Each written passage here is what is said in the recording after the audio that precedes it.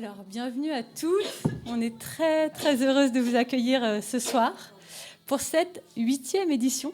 Waouh, 8! C'est cool! On est très heureuse, surtout qu'on est très bien accompagnés. On va la faire rentrer dans quelques instants, mais notre audacieuse du soir, vous le savez, c'est Marine Barnerias.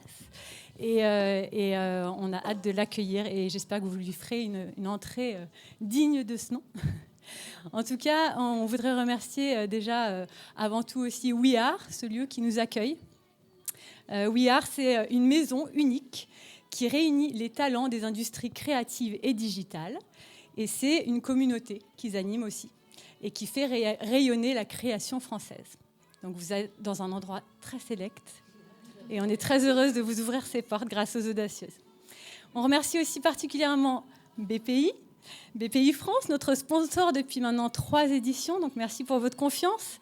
Le média Big Media qui nous accompagne, qui vise à inspirer, informer et engager la grande famille des entrepreneurs. Merci beaucoup.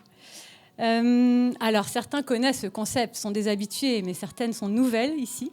Donc, avant qu'on se présente les unes les autres, on va dire un petit mot sur les audacieuses.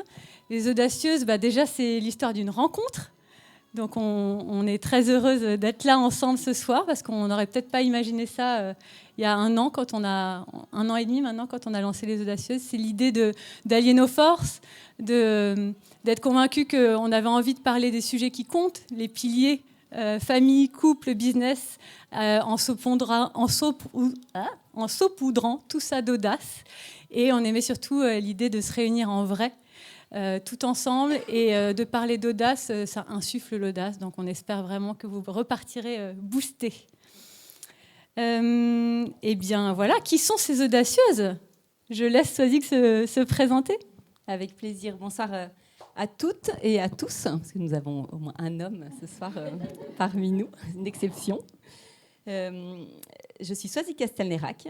Donc moi, je suis la créatrice d'Amour Toujours Média, le média du bien-être amoureux. Donc si vous êtes en couple, vous allez filer, vous abonner, parce que c'est une mine d'inspiration et d'idées simples et efficaces pour mettre de la joie, de la vie et de l'amour au sein de votre relation.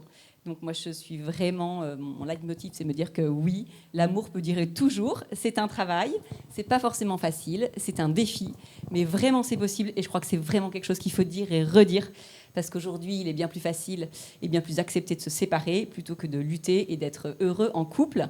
Donc voilà, moi, c'est l'idée à travers le média, et maintenant, je ne suis plus toute seule, mais que je veux mettre en avant et que je veux défendre.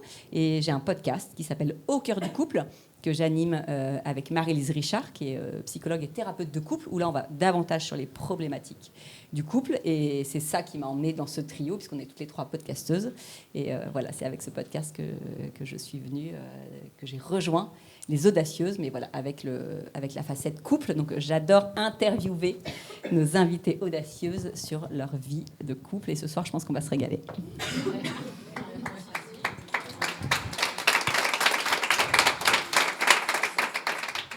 Merci Swazik pour la présentation complète. Moi, pour celles qui ne me connaissent pas, je vous souhaite déjà la bienvenue ce soir dans ce magnifique lieu, comme l'a dit Céline. Moi, je m'appelle Laura, je suis mariée, je suis maman de 2 enfants, je le précise parce que ça prend beaucoup de place dans ma vie. Et dans la vie, moi, j'ai plusieurs casquettes, mais la principale, c'est que j'aide les CEO, les entrepreneurs à prendre la parole sur leurs réseaux sociaux, notamment sur LinkedIn, à développer leur marque personnelle. C'est vraiment, si vous êtes entrepreneur aujourd'hui, je vous conseille le réseau LinkedIn parce qu'il y a énormément de business à créer justement. Et l'objet de mon association avec les audacieuses, c'est que je suis la créatrice du podcast L'Aléa depuis 5 ans. C'est le podcast pour devenir acteur de sa vie malgré les aléas tout en préservant son bien-être, puisque je pense qu'à partir du moment où on ne s'écoute pas, où on ne se connaît pas et on ne prend pas soin de soi, il n'y a pas beaucoup de choses qui sont possibles dans la vie. Et voilà, et je suis très heureuse d'être avec vous ce soir.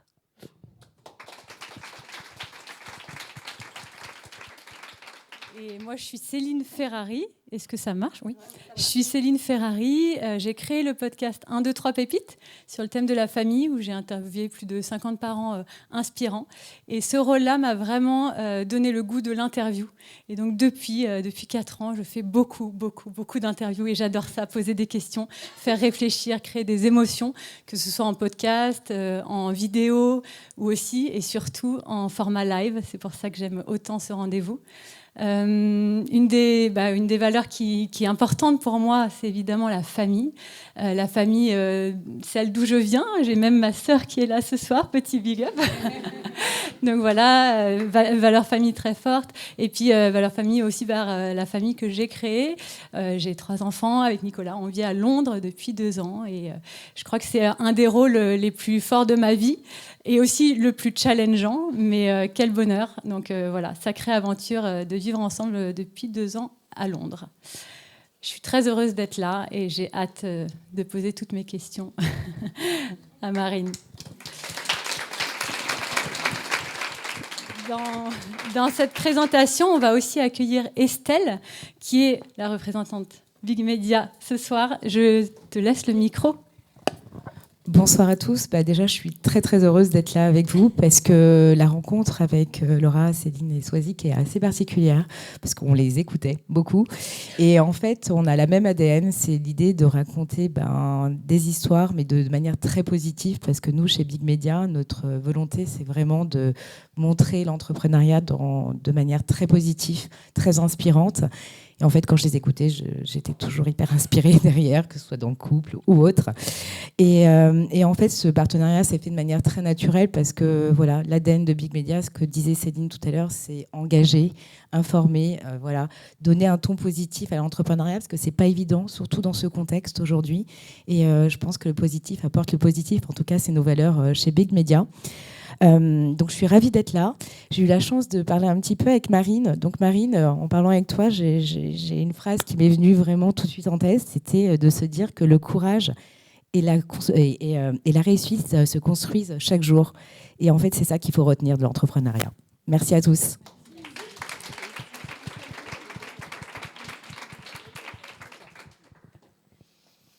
Alors nous, ce qu'on aime aussi, c'est de vous recevoir dans des beaux lieux, mais on aime aussi vous gâter.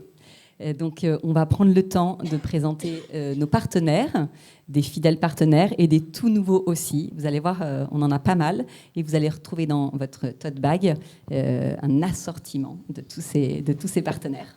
Le premier, évidemment, vous le voyez sur nous, fidèle partenaire, c'est Balzac, qui nous habille pour pas mal d'éditions, avec quand même Laura qui est dans l'imprimé, Céline qui est dans l'imprimé typique de chez Balzac.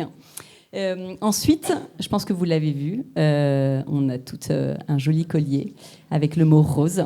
Et ça, c'est la Môme Bijou, qui est partenaire ce soir des Audacieuses. Alors, la Môme Bijou, c'est un concept, notamment, où vous pouvez décider du mot que vous voulez porter.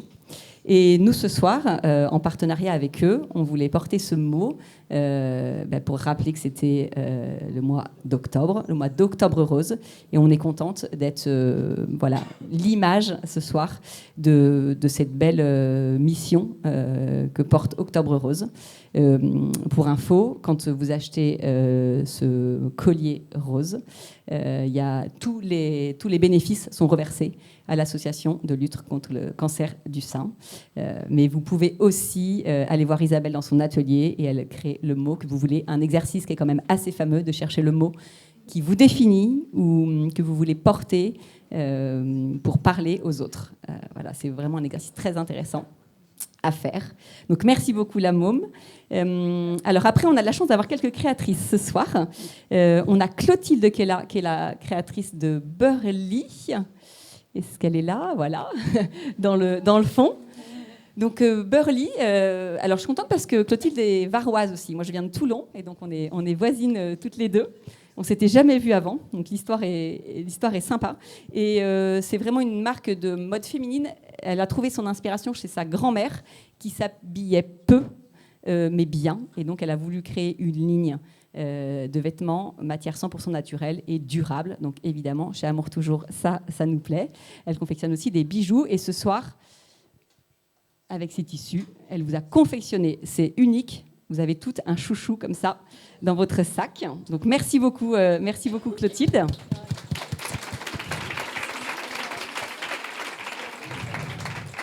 On a aussi Anne-Claire qui est avec nous, qui est la créatrice d'Alzette, que vous n'avez pas pu manquer puisque c'était sur tous vos tote bags. Alors vraiment, on la remercie parce que les tote bags, elle n'en avait pas encore parce qu'elle vient de reprendre tout juste la marque. Et donc, elle a fait faire des tote bags notamment pour cette soirée des audacieuses. Donc, je ne sais pas où elle est, je la vois pas là. Donc, un grand merci. Donc, Alzette, c'est la marque référence des vestes et des gilets de berger qui sont revenus quand même très à la mode, on peut le dire, pour femmes et pour enfants. Et donc, ce qu'ils aiment, c'est aussi aller sourcer, bien évidemment, les belles matières. Je vous invite à aller découvrir cette belle marque. On a Loire aussi qui vous gâte. Malheureusement, Pauline a eu un contretemps. Elle n'est pas avec nous ce soir. Mais vous connaissez sûrement toute cette marque de prêt-à-porter pour bébés et pour enfants et qui vient de sortir une ligne pour femmes qui est clairement canon. Donc, merci Pauline. Et puis Bab Zakao. Alors je crois que Margot est avec nous, mais ah voilà, je t'avais pas vu Margot. Alors là, vous avez des petites douceurs. Tout à l'heure, Céline, Laura, mais je vais pas y arriver ce soir. Laura a pris son petit pot et je lui dis mais tu seras bien dans le canapé avec ton homme, avec ses petites douceurs. Donc voilà, à déguster à deux. Bab Zakao, c'est un artisan chocolatier avec du chocolat, ce que j'ai vu, du cacao de qualité, bien sourcé, dans le respect de l'environnement et des hommes et des femmes qui le cultivent. Donc un grand merci à toi, Margot. Voilà. Et moi, je vais présenter aussi mes partenaires. Donc, on a tout d'abord Night Hawks qui vous régale ce soir avec une gamme de cocktails prêts à déguster avec et sans alcool. Donc, vous allez pouvoir goûter tout à l'heure, juste après le talk. C'est absolument délicieux. On a Émilie Spilo. Pour ceux qui ne connaissent pas, c'est la marque de soie qui prend soin de vos cheveux, de votre peau, de votre sommeil, qui vous offre ce magnifique masque de nuit. On a et moi, des vêtements qui disent « je t'aime » et des bijoux qui disent « je t'aime » avec ces magnifiques boucles d'oreilles. Et on a Pâquerette aussi, une app, vous retrouverez un petit fascicule dans votre sac. C'est une application qui vous offre 3 mois pour prendre soin de vos émotions. Vous trouverez des méditations, plein d'autres choses pour vous apaiser au quotidien. Et enfin, Burning Bar, je vous enverrai le bon juste après en fait, l'événement qui vous offre, si vous ne connaissez pas, une séance de hot pilates. C'est un lieu très haut de gamme à Paris, magnifique. Pour la petite anecdote, Caroline Receveur vient toujours dans ce studio quand elle vient à Paris. Voilà, donc, mais c'est vraiment très très sympa, très très beau. Donc j'espère que vous prendrez du plaisir.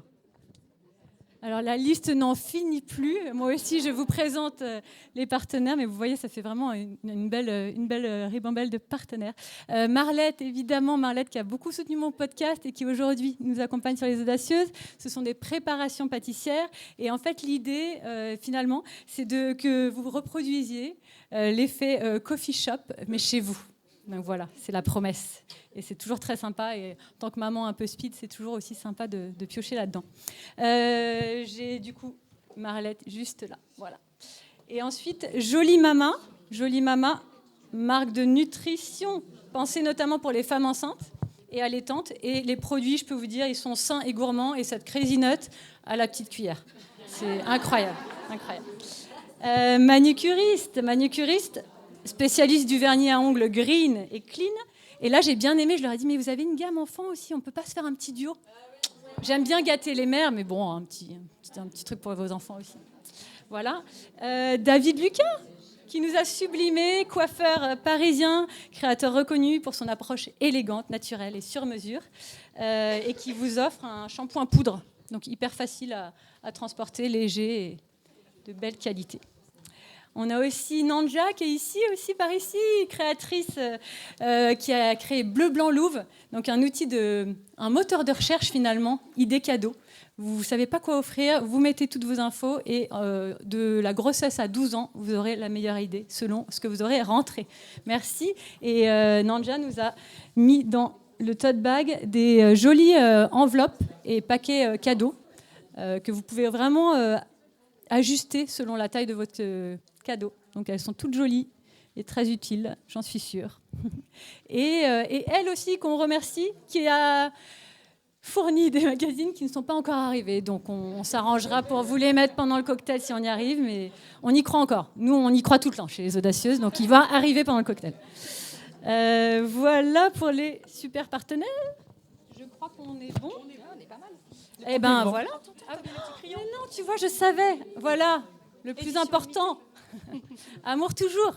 Avec Swazik, cette créatrice incroyable qui prône l'amour matin, midi et soir et qui nous a fait un stylo pour écrire des mots doux à votre amoureux. Alors, ou pour noter. Pour tout vous dire, on les a fait pour nos 20 ans de mariage. Ah bah voilà. On a fait une fête et donc on avait fait des crayons. Et je me suis dit, je savais qu'on n'avait pas de crayons pour l'édition. J'ai dit, allez, j'en fais 50 de plus et ce sera pour les audacieuses. Donc ne le perdez pas parce que c'est en édition limitée. Hein. Ça ne sera pas refait. On a aussi un carnet BPI Big Media. Oui. Voilà, qu'on va rajouter à cette panoplie. Je crois que là maintenant, vraiment, on aime prendre le temps pour les partenaires, mais bon, il a place au talk. Je vais vous demander un big clap pour Marine qui nous rejoint sur scène, sur ce fauteuil qui t'attend. Marine, bienvenue.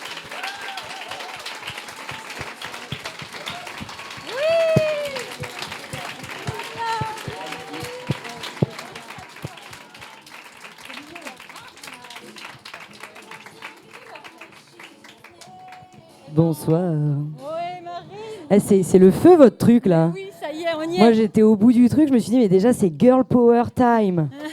Il n'y a que des femmes. J'adore. C'est mon premier événement et que des femmes. Mais je pense que vous avez tout dit. En fait, j'ai rien à dire là, je crois. On a beaucoup de questions, Il y a Marine. tellement de choses qu'on doit faire avec ce sac et ce tote bag que je pense qu'on peut rentrer chez soi ce soir maintenant là.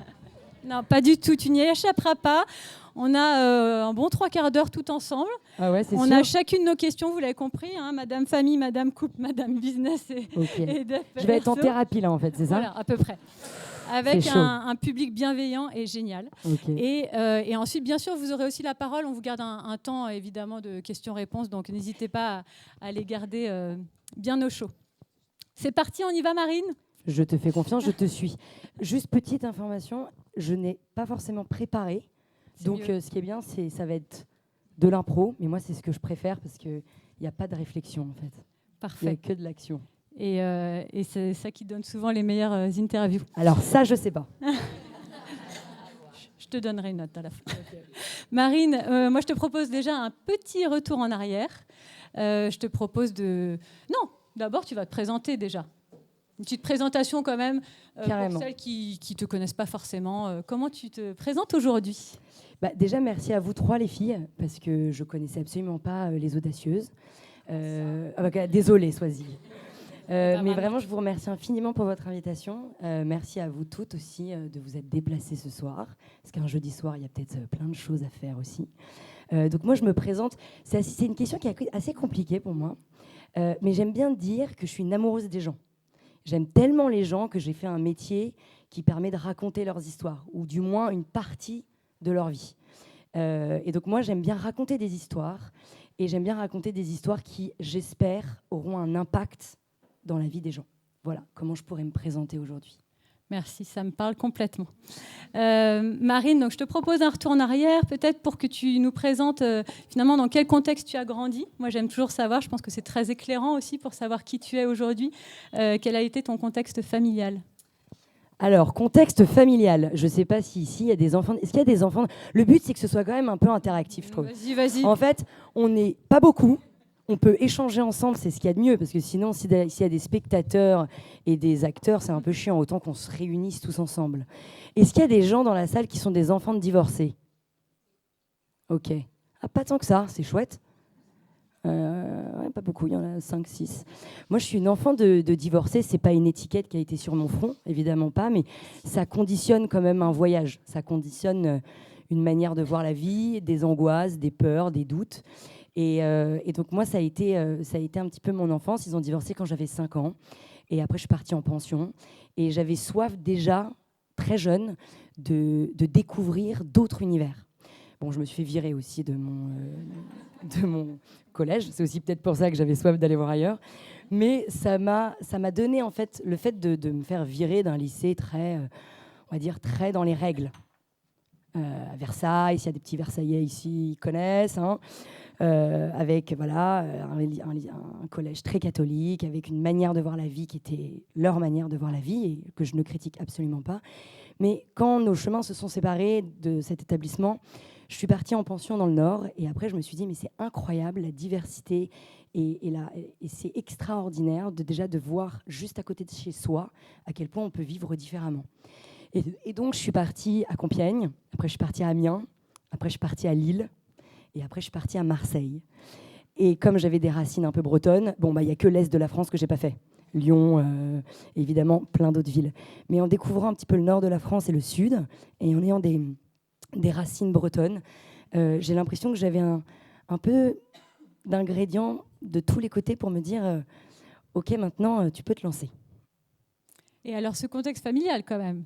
Là, tu m'as amené dans toute la France, génial, j'adore. Mais parents divorcés. Alors là, on rentre dans le dur. Bah ouais, dans le dur. Moi, j'y vais direct. On a 45 direct, minutes. Moi, j'ai 3 questions. Donc, non, mais donc, tu as une sœur, je crois. J'ai une petite sœur qui a 2 ans de moins que moi. Ok. Qui aujourd'hui a 30 ans. Et quel est ton rapport à ta famille aujourd'hui? Parce que je crois que ça évolue aussi pour toi. Je pense que mon rapport à la famille, évidemment, quand on a 10 ans, 20 ans, 30 ans, 40 ans, 50 ans, 60 ans, il évolue. Moi, je pense que j'ai un rapport à ma famille qui a énormément évolué. Je pense qu'au début de ma vie, j'étais vachement dans une combativité pour exister. T'es dans le combat, t'es dans la colère aussi, parce que tu comprends pas pourquoi les chemins se sont séparés. Et t'es aussi dans... J'ai grandi un peu avec ça. J'ai eu beaucoup d'amour, évidemment, j'ai pas eu de problème là-dessus. Mais j'ai grandi quand même assez seule, même si j'étais dans un collège qui pouvait avoir assez de moyens. Moi, j'étais la seule où j'étais dans un HLM et mes copines, elles rentraient dans des magnifiques baraques. Et moi, je me disais, mais punaise, pourquoi je suis différente? Pourquoi j'ai pas le sac? Pourquoi j'ai le vieux sac Leclerc avec pas la marque Ispac à l'époque? J'avais pas le petit sac comme ça que toutes les nanas avaient sur le petit bras un peu stylé. J'avais le truc Carrefour avec les paillettes qui s'enlevaient là. Et je me disais, mais, je suis différente, c'est chiant.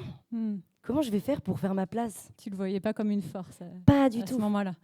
Et en fait, c'était dans mon prisme, c'était mes croyances, c'était ma manière de voir les choses. Et en fait, le fait de partir, j'ai évidemment gardé toutes ces amies que j'ai toujours et qui sont toujours des piliers dans ma vie, mais ça m'a permis de me dire, mais je peux exister différemment.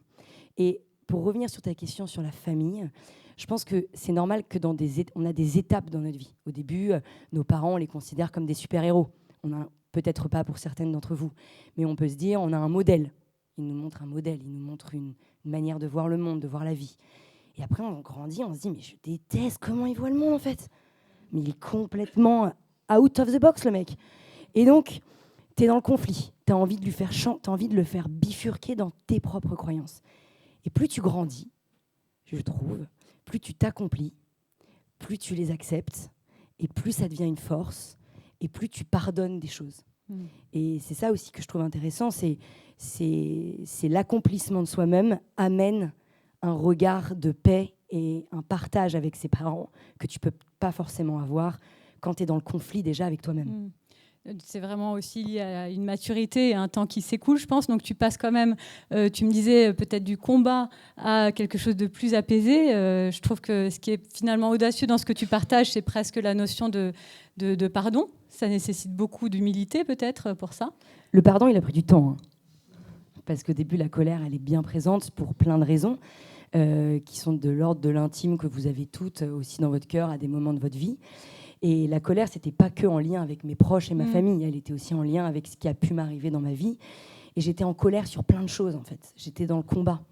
Et ce qui est intéressant, c'est qu'il y a un moment où, quand tu grandis, je fuis cette colère. Parce que cette colère, elle te laisse par terre. Elle te crée de la jalousie, elle te crée de la comparaison, elle te crée de l'anxiété, elle te crée plein de choses. Et après, j'ai juste identifié... Si on est sur la casquette famille, il faut m'aider sur famille, cœur, ok, boulot. Peut-être un déclic, en tout cas, qui t'a permis de passer du combat à la paix.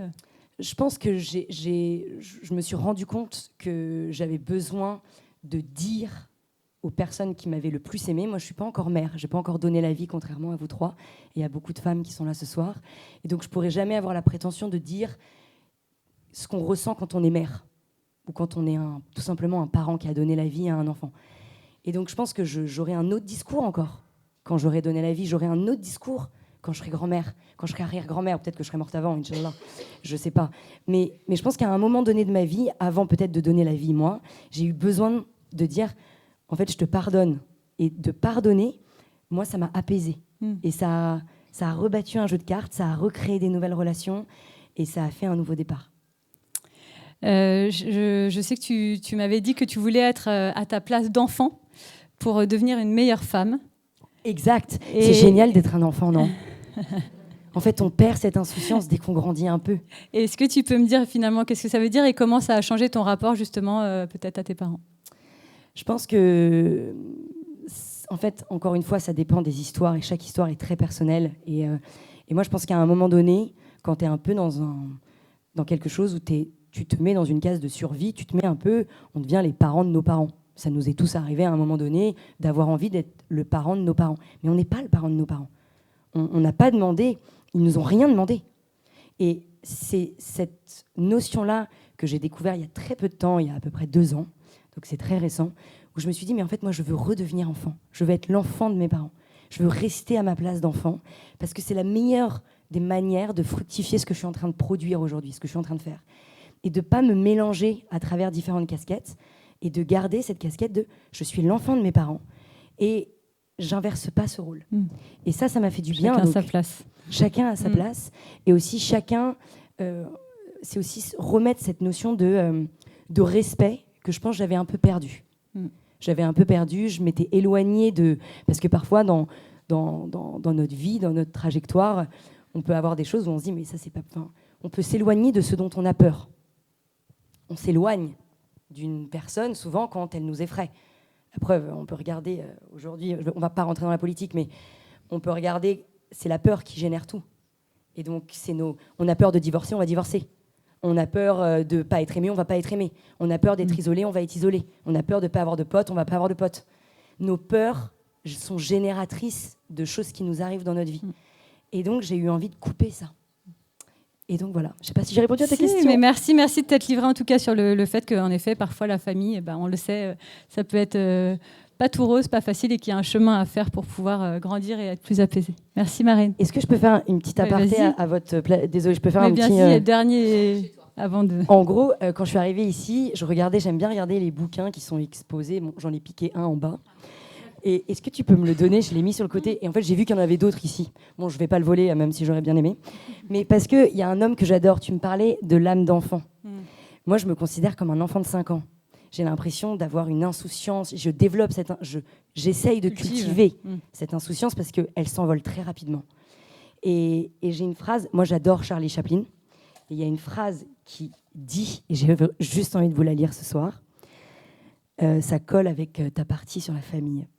Le jour où je me suis aimée pour de vrai, j'ai compris que ma tête pouvait me tromper et me décevoir.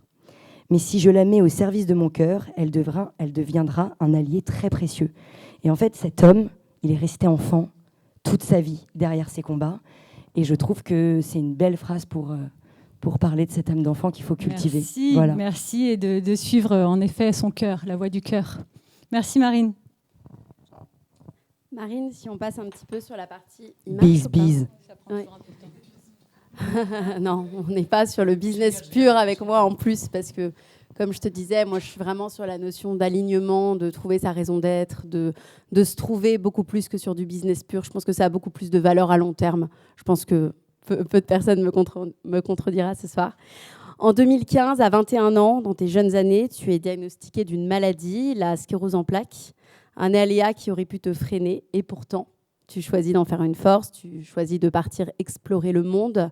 À ton retour, tu crées ton film Rosie, tu crées ta boîte de production, il y a tout juste 2 ans. Tu t'apprêtes, pour celles qui ne sont pas au courant, à présenter une émission avec Frédéric Lopez, quand même, donc bravo pour tout ça. Moi, mon podcast s'appelle L'Aléa. J'étais obligée de revenir avec toi sur cet aléa qui aurait pu finalement te freiner et que tu as transformé en moteur créatif, entrepreneurial. Et j'ai tout simplement envie de savoir finalement comment, pour toi déjà, et pour celles qui ce soir peuvent aussi traverser des des imprévus, des embûches? Déjà, bravo toi déjà pour tout ton cheminement que toi tu as fait dans ta vie aussi.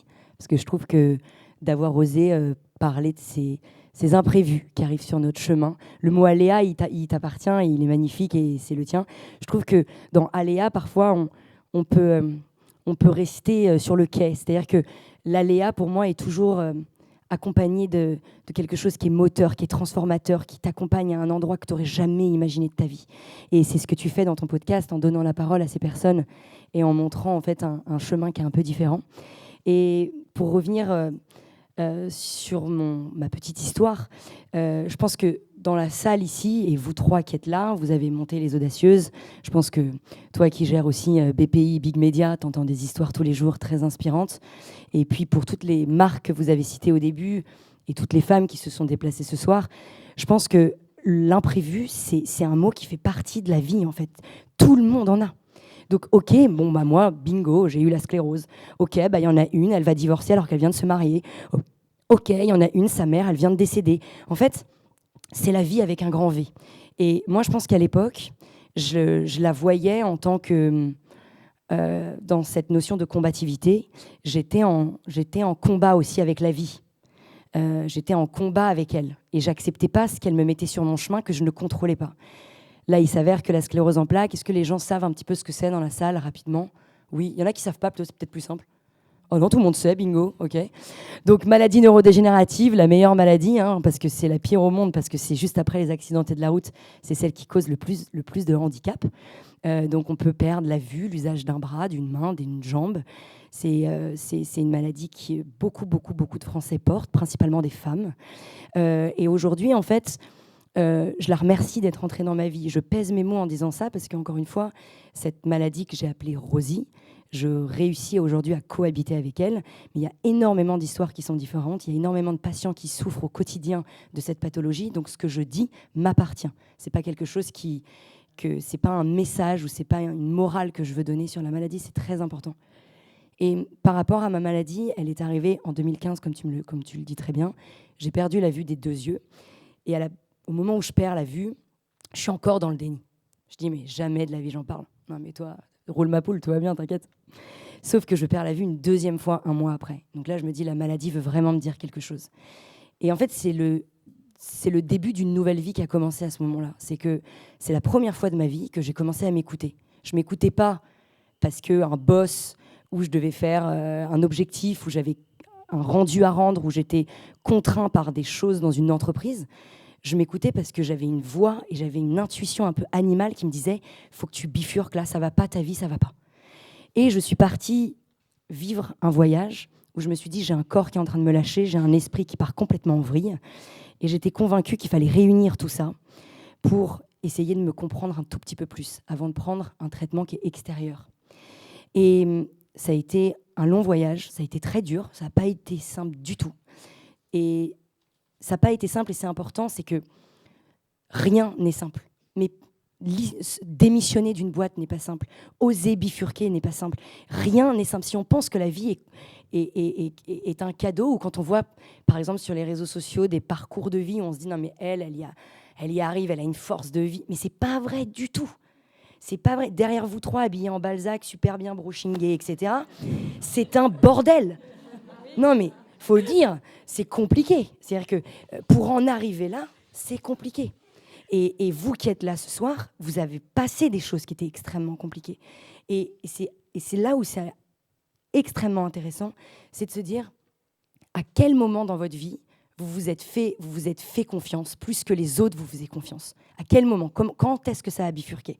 Moi, je me souviens très bien le moment où j'ai basculé.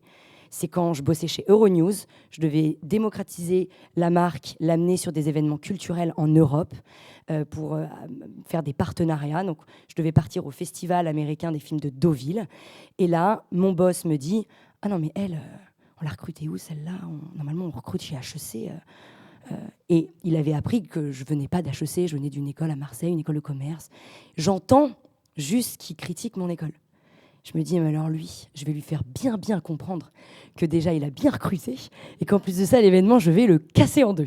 Sauf que je ne m'écoutais pas, j'y suis allée pour lui faire plaisir. Et c'est à ce moment-là, dans cet événement, que j'ai perdu une 2e fois la vue Et c'est à ce moment-là où je me suis dit, plus jamais de ma vie, je ferai quelque chose pour quelqu'un et pas pour moi, et pas parce que je ressens une envie d'aller dans cette direction. Et à la suite de ça, l'aventure a commencé et plein de choses se sont déroulées. Voilà. Un peu, vous avez le point de départ. Est-ce que j'ai bien raconté le point de départ ? Très bien. Parce que tu m'avais demandé quand même de bien raconter le point de départ. Carrément. Et on parlera de la suite juste après. Je laisse la parole à Swazig. Moi, je te remercie déjà, Marine, parce que parler de son couple, c'est pas forcément ce dont on a envie, voilà, quand on est un personnage un peu public. Mais tu as accepté très gentiment de le faire. Alors, j'ai pas la question, ça dépend. Tu m'as dit qu'on pouvait parler de tout, Bien même sûr, de sexe. bien sûr. Donc, Tout sauf de sexe, on est d'accord. Non, Ou tu quoi- m'as dit même de même sexe. de sexe, tu m'as ouais, dit, c'est vrai, c'est vrai, c'est vrai. Ah, j'ai dit même de sexe, Je vais merde. t'épargner ça.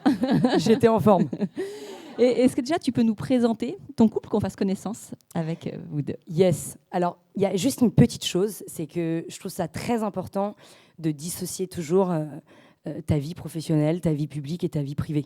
Moi, je me suis toujours dit, même si je suis, entre guillemets, je bosse à la télévision, je crée un nouveau film, je suis dans les médias, etc. La vie intime, pour moi, elle doit rester intime parce que c'est ce qui préserve aussi une partie de ton couple. Enfin, je me permets juste de le poser là. Bon, on est en petit comité là, ça va, mais c'est un homme que j'ai rencontré il y a 5 ans.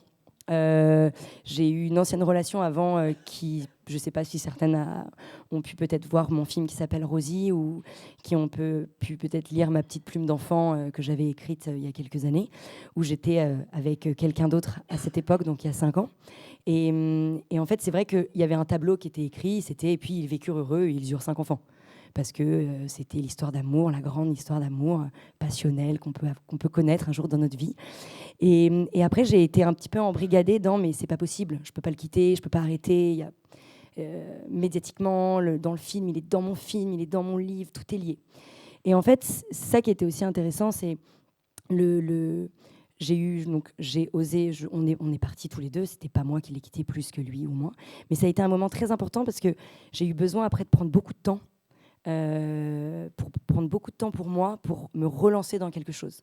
Et je me suis relancée dans une nouvelle aventure après 2 ans et demi de séparation, où j'ai eu besoin d'un peu de jachère, là, ça fait du bien. Là. Hop là, la jachère.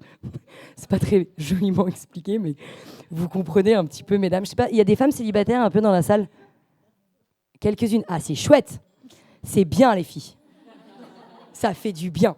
Parce qu'après, quand tu as des gosses et que tu es marié et que tu dois persévérer et faire des tutos pour rester avec ton couple, de temps en temps, le célibat a du bon. En tout cas, moi, ça m'a beaucoup servi. Encore une fois, je pèse mes mots parce que chacun a son histoire et quand on reste très longtemps célibataire, parfois on peut avoir des angoisses. Mais ça ne veut pas dire que la personne, elle n'est pas là et qu'elle ne t'attend pas quelque part, en tout cas. Et j'ai rencontré justement mon homme, qui est aujourd'hui... le même qu'il y a 5 ans, et qui, lui, est plutôt un aventurier qui va à l'aventure sur les mers du Sud, qui s'est lancé dans un projet un peu fou, qui était faire le dernier Vendée Globe. Donc, il a terminé son projet Vendée Globe, et c'était aussi un piou-piou dans le monde de la course au large. On ne l'attendait pas du tout là où il était. Et pourtant, il l'a terminé, alors qu'il partait avec rien sur son CV qui le prédestinait à faire une course comme le Vendée Globe. Et voilà, nos chemins se sont croisés et maintenant on cohabite plutôt pas mal ensemble. Et justement, comment cohabitent 2 passionnés ? Parce que je pense que là, on est en présence de 2 passionnés. Tu vois, est-ce qu'il y a des règles que vous êtes mises ? Est-ce que vous avez une façon de fonctionner qui fait que ça marche ?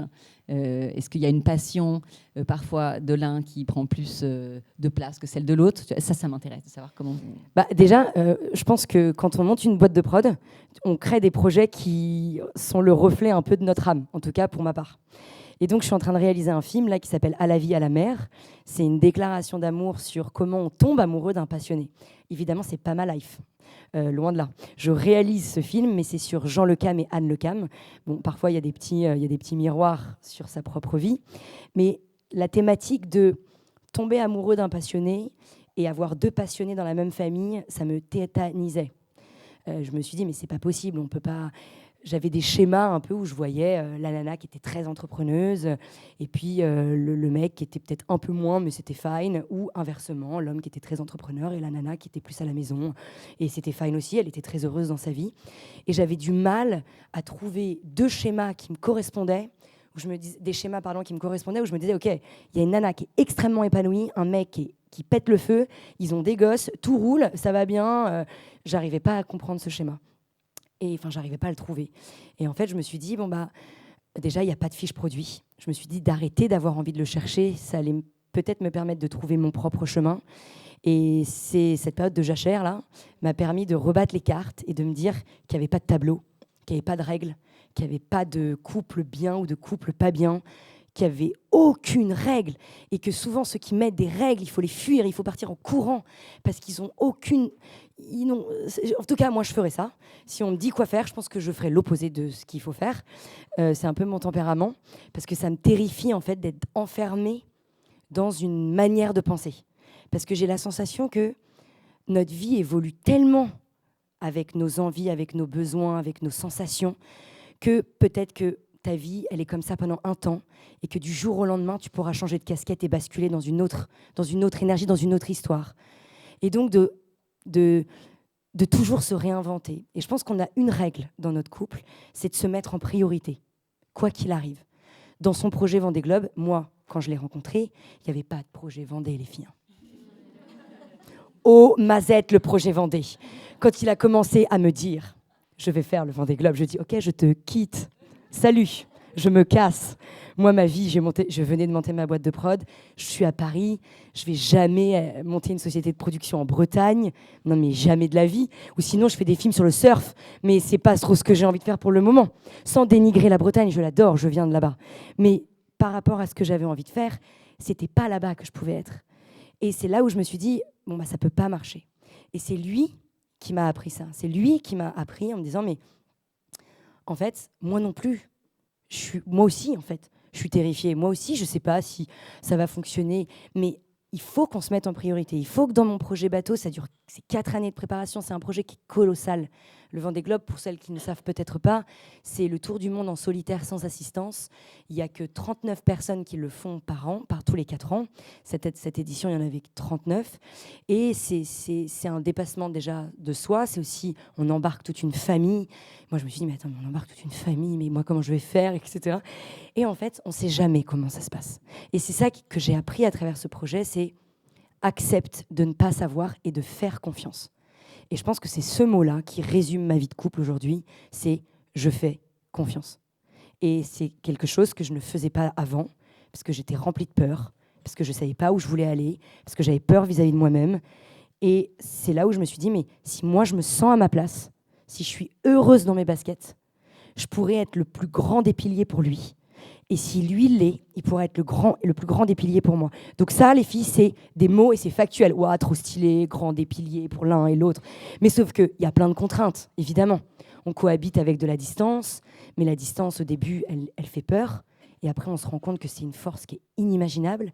Et en fait, toutes les angoisses se transforment avec de la communication, avec des échanges, avec des engueulades. Parce que c'est bien de s'engueuler aussi. Enfin, moi, je trouve que c'est pas mal, de temps en temps. Et puis voilà, et puis après, j'ai l'impression de grandir.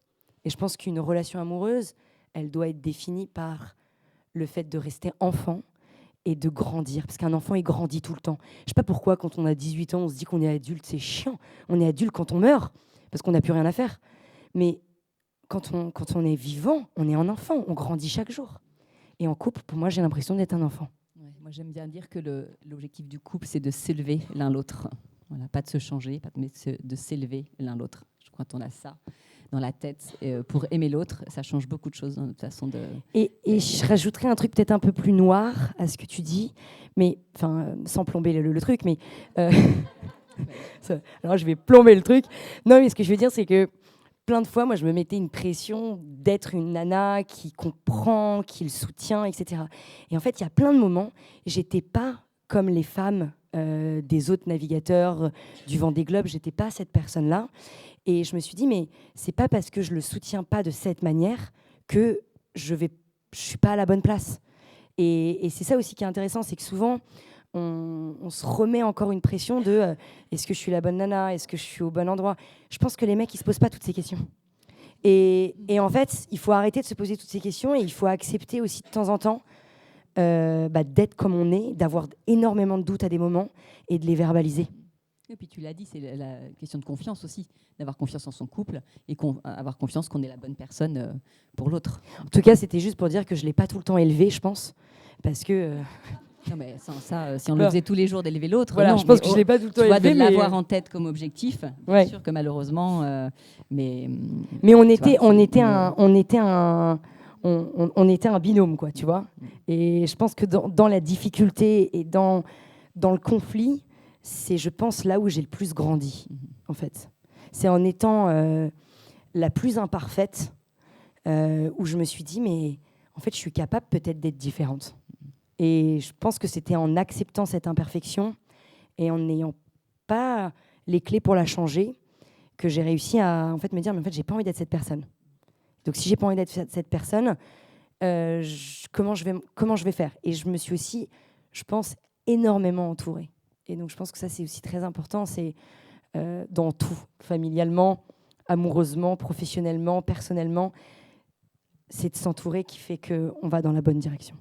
Attends, amoureusement, quand tu dis s'entourer amoureusement... J'ai plein de mecs non, je me doute bien que ce n'est pas ça, mais tu vois, de qui, c'est des gens auprès de qui tu vas te confier, auprès de qui... Je me suis entourée, par exemple, moi j'ai un modèle familial, moi c'est vrai que j'ai besoin parfois de phares. Je sais que ma grand-mère, par exemple, c'est mon phare dans... C'est mon... Bah ouais, la grand-mère. C'est mon phare dans l'amour, on va dire. J'y vais sur ça parce qu'évidemment, Marine, quand on te suit sur les réseaux, on ne peut pas passer à côté de cette relation incroyable que tu entretiens avec ta grand-mère. Si c'est le cas et que vous avez vu ça en ligne, je pense que comme moi, vous avez dit, mais waouh, mais je veux la même grand-mère, je veux surtout la même complicité. Enfin, c'est très beau à voir. Et donc, comme le sujet de la transmission est très cher aussi à mon cœur, j'avais envie de te brancher sur ce sujet de ta grand-mère, savoir quelle place finalement elle tient dans ta vie.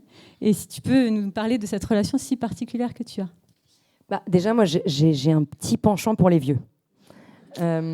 J'adore les personnes âgées, c'est ma came. Quand je suis à un mariage, je me suis toujours avec la table de la grand-mère en train de refaire le monde pendant que tout le monde est en train de picoler au bar. Et je sais pas, j'ai la sensation que cette génération aujourd'hui particulièrement est énormément critiquée et énormément jugée, ce que je peux comprendre pour plein de raisons. Mais j'ai une sensation qu'il y a un énorme fossé qui se crée entre la nouvelle génération qui est encore plus perdu que nos anciens, encore plus dépressif, encore plus isolé, encore avec une santé mentale qui est extrêmement fragile. Et on voit les hôpitaux, ils explosent, les taux de suicide, ils explosent, alors qu'on n'a jamais été autant connectés, soi-disant. Et on a des vieux qui sont de plus en plus isolés. C'était la journée internationale des personnes âgées, il y a 48 heures, si je ne me trompe pas, ou hier, enfin, je ne sais plus exactement. Et on se rend compte qu'il y a une génération... On est une population qui est vieillissante, il y aura de plus en plus de personnes âgées sur cette planète. Et nous, dans notre civilisation, nous occidentaux, on a souvent tendance à les isoler et à les mettre dans des maisons de retraite parce que ce n'est pas dans notre culture. Et je le comprends aussi. Je ne suis pas en train de dire qu'aujourd'hui, j'accueillerai mes parents quand ils auront 80 piges. J'en sais rien. Mais pour moi, j'ai toujours eu, quand j'étais toute petite, depuis que j'ai 5 ans, paradoxalement, depuis que mes parents ont divorcé, j'ai toujours eu un amour inconditionnel pour les personnes âgées. Donc j'avais encore mon arrière-grand-mère qui s'appelait Reine, et elle avait sa sœur qui s'appelait Rose. Paradoxalement, elle s'appelait Rose. Et bref, et j'allais la voir en maison de retraite, et je passais mes vacances à lui faire des tours de parc. Et moi, j'avais l'impression de faire un truc de dingue, et j'adorais ça. Et depuis que je suis toute petite, je rêvais de monter une maison de retraite. C'était quand j'étais petite, tu rêves de faire quoi? Je dis, je rêve de monter une maison de retraite, on va faire ça, nan. Et je trouvais ça vraiment génial. Et bref, évidemment, je me suis un peu écartée du projet. Voilà.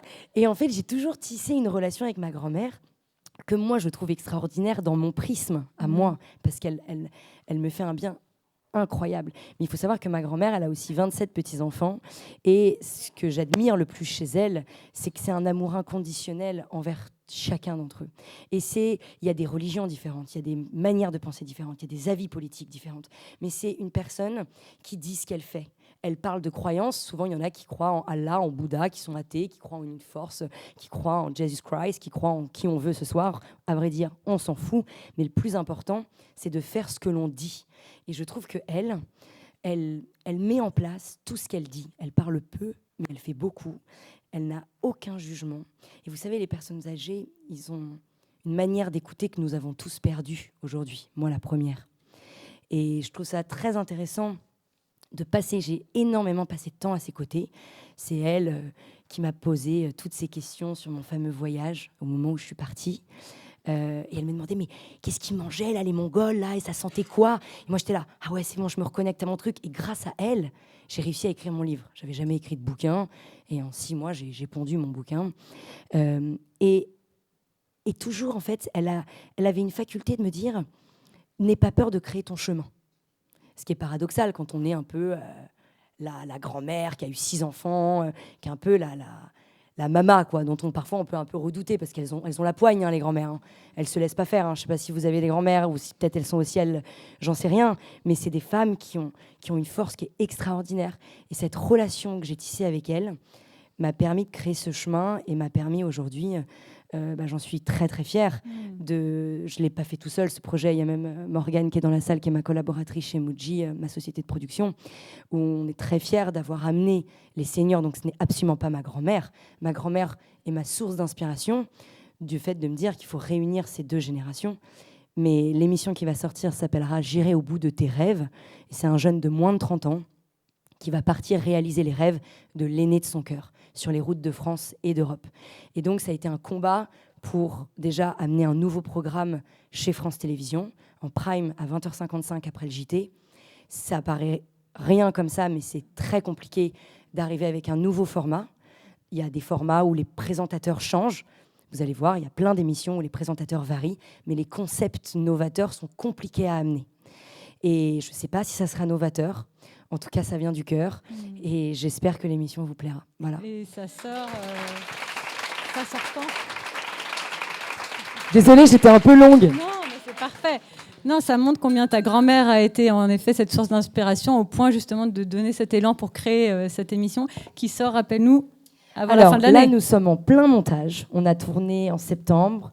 On a fait un appel à candidature au mois de juin, avec des super journalistes qui ont casté toutes les personnes qu'on a reçues, des centaines et des centaines et des centaines de candidatures. C'était extraordinaire. Vraiment, je les remercierai jamais assez de nous avoir fait confiance avec une émission qui n'existe pas, parce que c'est une partie d'eux aussi. Donc là, c'est toujours un binôme. On part pendant 5 jours avec un binôme, donc un jeune et l'aîné de son cœur, et on part vivre une aventure complètement folle. Voilà. Donc là, le premier binôme, c'est Jean-Paul et Maëlle. Jean-Paul qui a 80 ans, Maëlle qui en a 23. Et on est parti vivre... J'ai pas envie de vous dire quoi que ce soit. Vous allumerez votre télévision et j'espère que vous regarderez l'émission. Donc là, on n'a pas encore de date de diffusion exacte, mais vous pourrez suivre sur les réseaux sociaux. Les nouvelles vont arriver courant de la fin 2025. Voilà. Super, on a hâte déjà de découvrir ce projet et je suis convaincue que ce projet qui vient du cœur et que tu as vraiment porté, tu as aussi beaucoup appris. Ça a été, j'imagine, un chemin. Est-ce que tu as quelque chose à me révéler sur peut-être la Marine d'avant-tournage et la Marine d'après-tournage? Est-ce qu'il y a quelque chose qui est ressorti de toutes ces rencontres, de tous ces binômes et de toi dans ce rôle-là de créatrice d'une nouvelle émission et porteuse de ce projet? Si je peux me permettre, je pense que le changement, il a été un peu avant l'émission. Je pense qu'il faut juste rembobiner peut-être 2 secondes, dans le sens où il y a eu un moment où je me suis dit, je vais lancer cette société de production.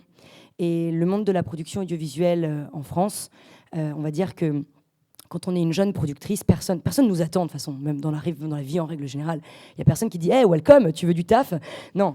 Soit tu fais ta place et tu trouves tes idées, etc. Et donc, c'est vrai que moi, quand j'ai lancé ma société, j'ai commencé à développer des projets qui venaient de mon cœur, qui venaient de mes tripes. Donc, il y avait ce projet « J'irai au bout de tes rêves » qui était incarné par ma grand-mère, qui était dans mon cœur incarné par ma grand-mère. Et puis, bref, il y avait d'autres productions. Et en fait... la bascule s'est fait au moment où il y a eu go, no go. Non mais Marine, on ne peut pas mettre des vieux en prime, ça ne va pas fonctionner. Ok, no go, après go. Je vous passe les détails, 2 ans de travail. Et au moment où j'ai eu ok Marine, on te fait confiance, on y va, il y a eu plein de choses qui se sont passées. Déjà, il y a eu avec qui je fais ce projet, avec qui je me mets en coproduction. Il y a eu des changements de coproduction, il y a eu des changements de personnes avec qui j'ai travaillé. Il y a eu un recrutement. Le recrutement, on n'en parle pas là, mais c'est ce qu'il y a de plus important dans la vie.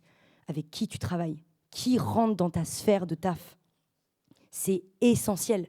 Toi, tu fais rien, mais rien. Moi, j'aurais pu raconter la même chose et rien faire si j'avais pas les bonnes personnes autour de moi. Et en fait, la bascule s'est faite pas forcément au moment, j'étais tellement convaincue du projet que j'avais pas peur de pas avoir de candidat, j'avais pas peur de pas avoir les bons binômes, paradoxalement. C'est au moment où le projet a été signé, où là, il y a une confiance qui est arrivée, je me suis dit, OK, maintenant, j'ai plus... L'énergie, elle est dans ce qu'on va faire avec mon équipe. Donc, je rentre dans une espèce de confiance que je n'avais pas avant, puisqu'on était dans une notion de vente. On avait une casquette de production où tu vendais une idée, tu vendais quelque chose à un diffuseur. Et donc, tu n'es pas dans ce que tu veux vraiment faire.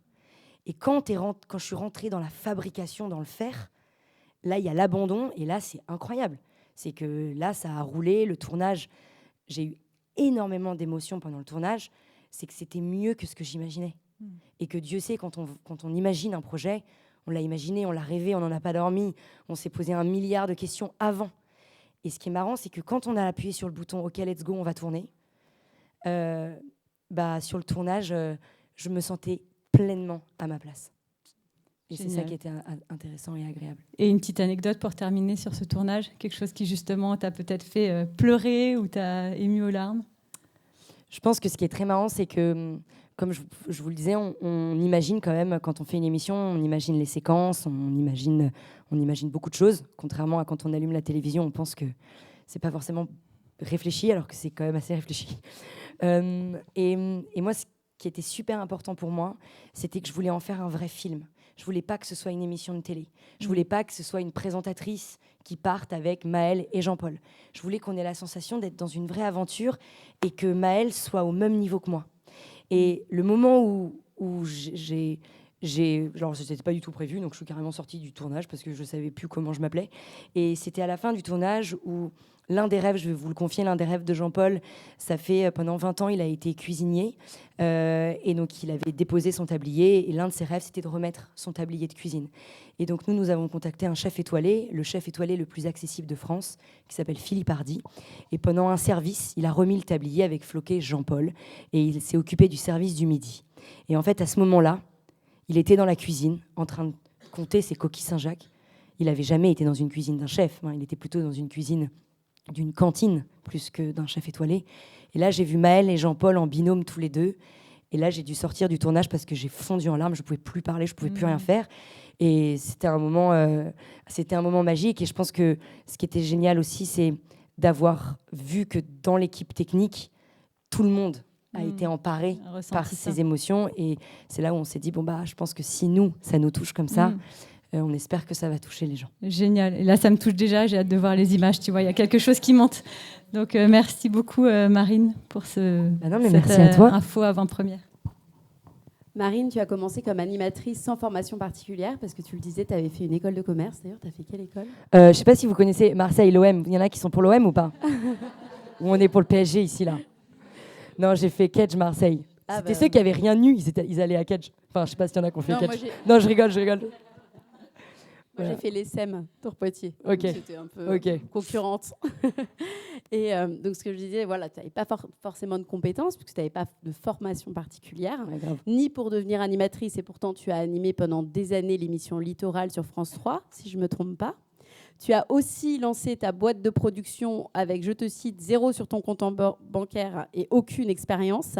Alors moi, ce que j'ai envie de savoir, finalement, c'est...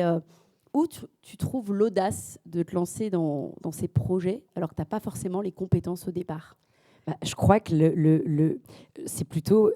j'aimerais bien poser la question aux gens qui me suivent, pourquoi ils y vont, quoi. Parce que parfois, je me demande, mais comment Morgane... salut, welcome, tu veux entrer dans une boîte, il n'y a rien, il n'y a pas d'argent sur le compte bancaire, t'es partante, ok, let's go, on y va. Mais en fait, ce qui est marrant, c'est... je pense que ce voyage, ou les choses qui nous arrivent dans nos vies, n'ont pas forcément trop de hasard. Là, tout à l'heure, quand je discutais avec certaines d'entre vous, il y en avait qui me disaient, moi, à un moment donné, j'ai été entrepreneuse, à un moment donné, j'ai arrêté, j'ai posé cette casquette parce que la vie a fait que j'ai été mère et que j'ai eu envie de bifurquer et de rentrer dans une autre énergie et de transmettre ce que j'avais appris à d'autres femmes, et en fait, ou à d'autres entrepreneurs. Et ce que je trouve intéressant, c'est qu'on ne sait jamais ce que la vie nous réserve. Et par contre, on a toujours envie de la dompter. On a toujours envie de la contrôler. Et à un moment donné, le moment où j'ai lâché les rênes et que je me suis un petit peu abandonnée à elle, quand je suis partie faire ce voyage, Ça m'a amené l'écriture de ce livre pour que vous compreniez rapidement quelles sont les étapes que j'ai vécues dans les grandes lignes. C'est que je suis partie faire ce voyage, je suis rentrée de faire ce voyage, je ne savais pas trop ce qui m'attendait. Là, je recevais pas mal de messages en me disant est-ce que tu voudrais écrire un livre ? Je me suis dit mais je ne sais pas écrire. Et il y a une femme qui me contacte sur Messenger et qui me dit Marine, entre un lait de jument fermenté et 2 mamelles de chèvre, est-ce qu'on pourrait se rencontrer ? Et je me dis oh là là, elle a de l'humour celle-là là. C'est marrant, ça me tentait plus que les mails bonjour cordialement, voilà. Je la rencontre parce que son message me paraissait atypique. Là, elle me convainc d'écrire, mais elle ne me parle absolument pas d'une maison d'édition. Et en fait, c'était la patronne de Flammarion. Je me suis lancée dans cette aventure d'écriture. Le livre est sorti. Il y a eu un petit peu de presse. Là, on me propose, comme ça, par hasard, en voyant des interviews, on me dit Marine, on cherche un nouveau présentateur pour Littoral. Je dis mais Littoral, c'est quoi ? C'est une émission France 3, et puis t'es bretonne, c'est sur le littoral français. Et donc là, je me dis ok, let's go. Mais j'y suis allée, mais vraiment, en me disant, mais je ne serai jamais prise. Parce que je n'ai aucune formation journalistique, je ne sais pas parler à des caméras. Et au moment de mon casting, pour la petite anecdote, je pars avec mon invité, je me barre, j'oublie complètement l'équipe technique. Et donc, je me dis, c'est sûr que ça matchera jamais. Enfin, j'ai aucun code. Et c'est pour ça que je vous dis, si vous n'avez pas les codes, c'est là où il faut aller. C'est surtout ce que je ressens, moi, c'est d'aller dans des endroits où on n'est pas attendu, où les gens ne nous attendent pas, où on n'a pas forcément les codes pour y aller. C'est ce qui génère les meilleures des surprises. Et bref, et en fait, après, la vie a fait son petit chemin. Et de ce bouquin, on a voulu l'adapter en film, cinéma, fiction, d'autres producteurs. Et je me suis dit, mais ça n'a pas de sens d'adapter une histoire vraie en fiction tout de suite. Et c'est là où je me suis dit, je vais monter ma boîte de prod. Je ne savais pas ce que ça voulait dire, pour en faire un documentaire. Mais je ne savais vraiment pas ce que ça voulait dire. Et là, je me suis entourée d'un autre producteur. On s'est associés ensemble. Il m'a tout appris. Enfin, il m'a appris quasi. Enfin, je savais même pas. Et puis la coproduction, c'était un mot qui voulait rien dire pour moi. Je devais avoir 0,00001% de ma coproduction. Mais le début de l'aventure a commencé comme ça. Et après, s'en est suivi Littoral. J'arrivais en ne connaissant rien. Et j'ai fait 5 ans de présentation de cette émission où j'étais très contente parce qu'on est devenu une émission régionale qui vraiment marchait très bien. Donc j'étais très contente de l'évolution que cette émission a prise. J'ai appris énormément avec mon équipe à l'époque. On était une dizaine de personnes et c'est toujours une équipe que j'adore et que j'apprécie énormément. Et un petit truc que j'aimerais vous dire, c'est important de partir quand on s'aime encore. Alors pas en amour. Ouais, je décris, mais c'est important de partir quand on s'aime encore dans le travail, de ne pas attendre le moment où on fane complètement, où on est vraiment plus heureuse d'être à notre place. Parce que j'ai été contente de partir de Littoral, c'était dur, partir d'une émission qui fonctionne, je suis bien payée, j'ai 10 jours de tournage par mois, je peux rentrer à Paris. Enfin, franchement, le truc est franchement génial. Je suis sur le littoral normand, de Bretagne, de Pays de la Loire. Et c'est le moment où je me suis dit, j'ai plein d'idées.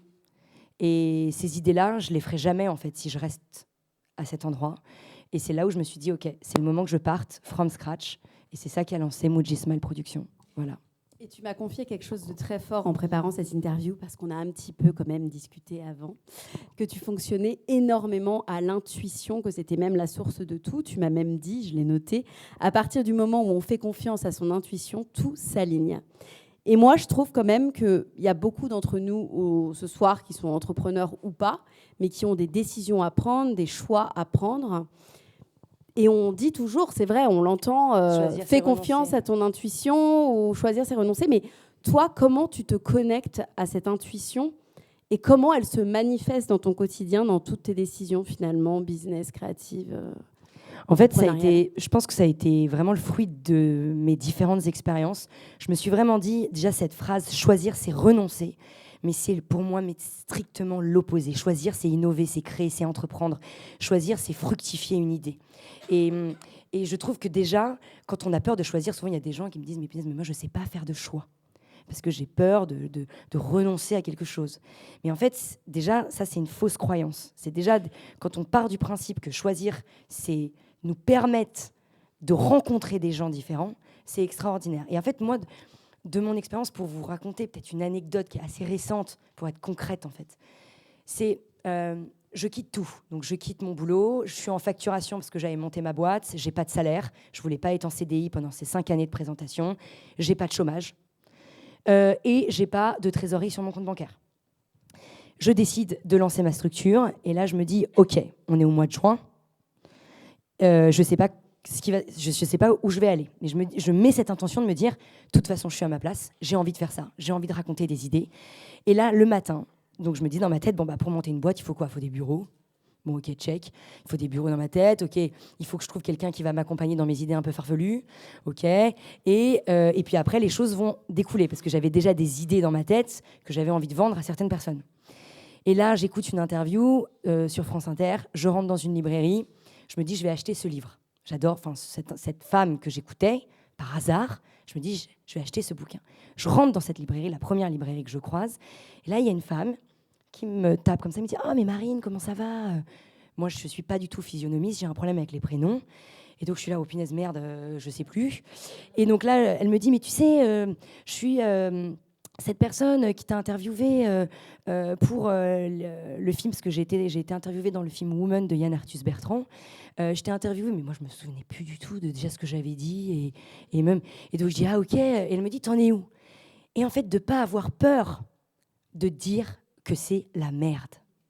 Parce que souvent, on n'ose pas, tu sais, quand on croise quelqu'un qu'on n'a pas vu depuis longtemps. « Ah bah moi, tout va bien. Tout va bien, mais ta vie, c'est de la merde. Tu sais pas du tout où tu vas. Tu sais pas du tout dans la direction. Tu es en reconversion totale. Ton boss, tu as envie de le brûler. Il n'y a rien qui fonctionne. Ou tu es en plein divorce. Et tu n'oses pas le dire. » Et moi, je lui dis, ah bah alors moi, c'est from scratch. Je suis à -1000. Je suis en train de chercher des bureaux. Je me lance. Et elle me dit, ah mais c'est génial que tu cherches des bureaux. J'ai ma meilleure pote qui vient de m'écrire ce matin. Elle a les bureaux dans le 9e arrondissement et elle cherche bingo. Et en fait, là, à ce moment-là, je me suis dit, OK, tout commence. Et en fait, ça a été une succession de choses comme ça dans tous les projets. Que ce soit dans le livre que j'ai écrit avec Flammarion, que ce soit dans le film, quand j'ai monté ma boîte. Comment je tombe sur Harry Torgman, le producteur de Bref 2 aujourd'hui. À l'époque, il avait fait Bref 1, mais il n'était pas du tout sur mon chemin. Et c'est en fait, je pense que l'ingrédient pour répondre à ta question, c'est de se reconnecter à sa détermination des choses. De se dire, et c'est ce que je disais tout à l'heure à quelqu'un avec qui je parlais, je disais, mais moi, je me rappelle, je me pose tout le temps cette question de, est-ce que je suis à la bonne place ? Est-ce que je suis à la bonne place ? Est-ce que j'ai la bonne casquette dans ce projet ? Dans ce projet, j'irai au bout de tes rêves. Là, j'ai un peu différentes casquettes. Et c'est ce qui est le plus dur aujourd'hui dans mon métier. C'est que j'ai une casquette de productrice pour produire les idées et accompagner des projets qui ne sont pas les miens. J'ai une casquette de présentatrice et une casquette de réalisatrice. Mais quand je prends certaines de casquettes, je dépose toujours l'autre. Quand je suis réal, je m'entoure de super producteurs qui vont m'entourer, qui vont m'aider. C'est comme vous, quand vous êtes mère, ou il y a peut-être plusieurs mamans dans cette pièce. Quand vous passez la porte de la maison, c'est normal. Parfois, il y a la même casquette, il y a la casquette du taf qui rentre à la maison parce que c'est compliqué de la déposer sur le palier. Et je trouve que c'est aussi ce cheminement qui n'est pas du tout acquis pour moi, mais qui est en cours, de savoir jongler de casquettes. Et quand on a une casquette, d'être déterminé dans cette casquette. Et quand on est déterminé dans cette casquette, moi, je ne crois pas au fait que la vie, elle est mal faite. J'y crois pas. J'y crois pas. Punaise, j'ai pas de chance. Alors moi, j'ai bossé un peu avant cette interview pour pouvoir te poser les questions au plus juste. Et je suis tombée sur cette vidéo de Benjamin au moment de son départ. On voit le pépin. Ouais. Et donc c'était vraiment le départ de son bateau au petit matin. Et ça m'a un peu rappelé, bon, en moindre mesure, mais les départs d'Arnaud qui était sous-marinier. Et ce moment où, en fait... Ton homme. Ouais, mon homme, ouais, pardon. Ce moment où tu le lâches, où tu le quittes, où tu sais pas ce qui les attend, où tu sais que tu ne pourras peu ou pas communiquer, et pourtant, il va falloir quand même s'accrocher pour maintenir un lien. D'avoir cette peur aussi, savoir est-ce qu'il va revenir, cette attente qui va durer, mais en même temps, on ne peut pas passer notre temps à attendre, donc il faut vivre aussi notre propre vie.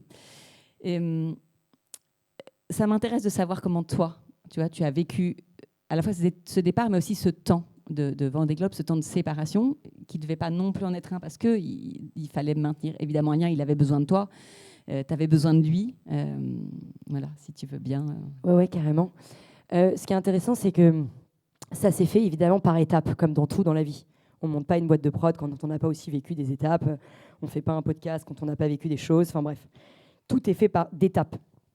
Et donc, avec le recul, là, je me dis, mais quelle chance d'avoir vécu ces étapes.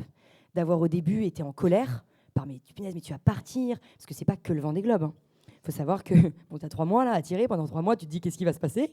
Mais avant le Vendée Globe, il y a la Route du Rhum, il y a les Transats Jacques Vabre, il y a plein de courses préparatoires pour engendrer de l'expérience, pour que ce marin ou cette femme puisse partir affronter les mers du Sud, qui est la course quand même la plus dure au monde. Et en fait, c'est pas rien le temps. Souvent, on veut que, et moi la première, les personnes qui travaillent avec moi le diront, j'ai un problème avec le rapport au temps. J'ai toujours envie que tout aille vite. Et j'ai toujours l'impression que tout est extrêmement lent. Et c'est terrible, parce que je me dis, mais en fait, on pourrait déjà le faire. Pourquoi on est tellement à la bourre ? J'ai toujours l'impression d'être à la bourre, surtout. Et cette notion de temps est extrêmement importante pour moi, et en fait, m'a fait grandir, alors que j'imaginais que ça allait nous séparer. Et cette distance que tu évoques déjà toi, avec ton homme sous-marinier, je pense que t'es passé aussi sûrement par différentes étapes avant d'accepter ces départs et d'accepter ces silences et d'accepter ces moments où tu vas te retrouver avec toi-même, et tu as dû en trouver des forces sûrement, si tu en as fait un podcast en tout cas, je pense. Et je trouve que pour ma part, en tout cas, ça s'est fait par étapes. Et les premières séparations, on avait de la chance puisqu'on aimait tous les deux nos métiers. Moi, j'avais surtout peur, pour être transparente, ça va être bizarre ce que je vais dire, j'avais pas peur d'être abandonnée, j'avais peur de l'oublier. J'avais peur en fait que ma vie allait tellement vite, je rencontrais tellement de personnes, j'étais tellement passionnée par ce que je vivais, que je me suis dit mais je vais l'oublier en fait. Comment on peut gérer le truc ? J'étais pas du tout dans cette angoisse de me dire il va me manquer, comment je vais vivre sans lui. C'était plutôt l'inverse. C'est bizarre, hein ? Et en fait, au fur et à mesure du temps, lui aussi, je pense, il a une autre version que la mienne sûrement. Et en fait, au fur et à mesure du temps, et peut-être que cette notion-là que j'avais, c'était parce que peut-être j'avais des peurs que je refoulais et je me mettais à fond dans mon travail en me disant, de toute façon, quoi qu'il arrive, si ça ne marche pas, tant pis, j'ai plein d'autres choses devant moi. Et en fait, ce qui s'est passé, c'est que c'était assez intéressant, c'est qu'au fur et à mesure du temps, j'ai vu que j'avais une place qui était essentielle dans sa vie, même si je n'avais pas la place de tous les autres marins et de toutes les autres femmes de marins qui font partie intégrante des projets de leur conjoint. Donc souvent, elles gèrent la communication, elles gèrent tout le projet, c'est les référentes du projet, mais elles font partie du projet tellement que le projet est énorme. Et moi, j'étais un peu, et on a créé en fait notre binôme qui était un peu hybride. Personne trop comprenait comment on allait faire. Et en fait, lui, je sentais que ça le faisait respirer d'aller dans mon monde. Et moi, quand j'allais dans le sien, je prenais une claque d'iode salée et je me disais, ok, waouh, ça me fait aussi du bien. Et ce qui a été intéressant, c'est que ces mois de préparation et ces années de préparation m'ont amené à faire que, quand je l'ai vu sur la ligne de départ du Vendée Globe, sur le ponton, au moment où il part, c'est un moment très étrange parce qu'on a imaginé ce moment pendant des mois, pendant des années, etc. Et au moment où il part, en fait, moi j'avais l'impression, j'ai toujours dit, peut-être pour me rassurer, il va faire un tour en bateau. C'est bon, ça, il va faire un petit tour en bateau. Et au moment où il est parti, je me suis dit, ok, là il est seul. Et c'est très très fort les moments où les marins partent et sont seuls sur leur coquille de noix, même si les IMOCA, c'est les bateaux des marins du Vendée Globe, paraissent énormes et immenses. Face à l'univers, c'est une poussière. Et c'est là où tu le vois partir. Et là, tu sens une force. Et moi, c'est le moment où je me souviens là, de ce départ. Mais pas que Benjamin. Toutes les femmes, les hommes qui partaient sur le départ du Vendée Globe, ils ont quelque chose où je souhaite là, chacune d'entre vous de vivre ça un jour, de le voir. On pourrait leur rouler dessus. Il ne se passerait rien. Ils sont tellement enracinés dans leur départ qu'au moment où ils partent, en fait, tu te dis, moi, j'étais admirative. C'est-à-dire qu'à ce moment-là, je me suis dit, waouh, il est tellement à sa place, personne ne pourrait le remplacer. Il est, je ne sais pas comment expliquer, il est aligné. Et ça a fait un effet miroir où je me suis dit, mais je dois être alignée aussi dans mon travail. Et lui, il va vivre pendant ces 3 mois-là quelque chose que personne ne pourra comprendre parce que ça va lui appartenir. Mais ça m'a donné de la force dans mon travail durant ces 3 mois. Et en fait, chaque jour, paradoxalement, c'était plutôt les autres qui me disaient « ça va, c'est pas trop dur ». Et en fait, moi, pas du tout. J'avais pas peur. Il y a eu un moment où il a eu une casse sur son bateau, où il m'a appelé en hurlant au téléphone au mois de décembre parce qu'il pensait que la course était terminée. Et là, quand on sent la détresse de l'homme qu'on aime au téléphone, hurler et se transformer, moi j'étais là, wow, mais c'est toi au bout du fil là, qu'est-ce qui se passe? Et en fait, c'était super intéressant. On se découvre aussi soi-même. C'est-à-dire quand on voit l'autre dans une telle détresse, on est aussi une autre version de nous-mêmes et on se dit waouh, avec le recul, j'ai été cette femme-là et on en est fier. Et la personne te rend fier de qui tu es en fait. Et j'ai l'impression qu'il m'a donné de la fierté, à l'autre bout du monde, il m'a aidé à être la femme que je suis aujourd'hui et à tenir la barre de ma boîte de production en ayant, c'est important de le dire, parce que j'en suis très fière, j'ai pas ouvert mon capital, ça fait 2 ans qu'elle roule et ça fait 2 ans qu'on a développé des projets, c'est intense, mais d'avoir cette indépendance, j'en suis très fière et je pense qu'il en est pour beaucoup aussi.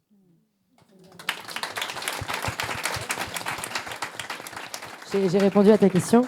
Tu as répondu. J'en aurais encore 1000 autres, mais malheureusement, je ne suis pas la seule à avoir des questions. Donc... Tu veux poser ta main ? Non ? Ah, d'accord, ok, pardon. J'avais pas compris. Eh bien, on a fini sur nos questions. On ouvre le micro toujours à BPI. Ah ouais. Estelle, non, d'abord, avant d'ouvrir la salle, ah ouais, pour Estelle aussi. Estelle, viens prendre ma place et c'est la question BPI. C'est la question BPI. Attention, les gars. Bon, sachant... Pardon. Merci Marine, je me suis régalée. Tu as répondu à pas mal de mes questions, mais en fait, j'ai l'impression que ta vie, ça a été, tu t'es jamais posé de questions, tu as été tout le temps, tu y vas. Tu as parlé beaucoup de peur et en fait, j'ai l'impression que c'est presque ton moteur, en fin de compte, que tu as transformé finalement en réussite entrepreneuriale. Moi, j'ai envie de savoir clairement, en fait, c'est quoi le conseil que tu pourrais donner à quelqu'un qui aujourd'hui a envie de se lancer? Parce que quand on voit ton parcours, il est juste incroyable et tu t'as foncé, en fait. C'est ce que tu disais, tu te posais pas de questions, tu y allais et puis voilà, pas aucune question. Mais aujourd'hui, beaucoup de gens se posent des questions. Est-ce que tu aurais un petit conseil à donner à ces femmes qui n'osent peut-être pas se lancer? Alors, cette question, on me l'a beaucoup posée. Et à chaque fois, en fait, je réfléchis parce que je me dis, est-ce que ma réponse était vraiment pertinente? Je n'en sais rien et je ne sais pas si ce que je vais vous dire est pertinent ou pas. Mais ce que je ressens, c'est que se lancer, ça veut un peu tout et rien dire. Parce qu'aujourd'hui, il y a des gens qui se lancent, qui sont entrepreneurs, qui montent leur boîte, mais ça ne va pas à tout le monde. On s'en fout de se lancer. Le principal, c'est de se lancer dans la bonne direction qui est la nôtre. Et c'est de se dire, le travail, en tout cas pour ma part, c'est une grande partie de ma vie. Et il y a des schémas qui ne sont pas forcément les mêmes que les miens. C'est-à-dire qu'il y a des femmes aujourd'hui qui sont très heureuses en ayant une carrière professionnelle qui n'est pas une carrière où elles vont mettre toute leur énergie dans leur carrière. Elles ont envie d'avoir un vrai équilibre de vie personnelle. Moi, je n'ai pas encore d'enfants, donc ma manière de voir aussi l'entrepreneuriat est différente. Parce que je pense que quand on a des enfants et quand on a un foyer et quand on a aussi des enjeux qui sont l'éducation, notre fusil d'épaule est un peu différent. Donc mon discours, ma réponse, elle est assez mesurée sur ce point. C'est surtout de se dire, au fond de votre cœur et de vos tripes, c'est quoi l'idée que vous avez toujours mis de côté? C'est quoi l'envie qui bouillonne? Vous savez pas comment la mettre en place. Vous savez pas qui peut vous accompagner, mais vous savez vraiment que c'est un truc qu'il y a dans vos tripes, qu'il y a dans votre cœur, que vous avez envie de faire. Et vous savez pas encore sous quelle forme. Mais par contre, la petite étape, avant même de, entre guillemets, se lancer, parce que se lancer, pour moi, se lancer, c'est comme si il y avait un précipice, donc c'est terrifiant.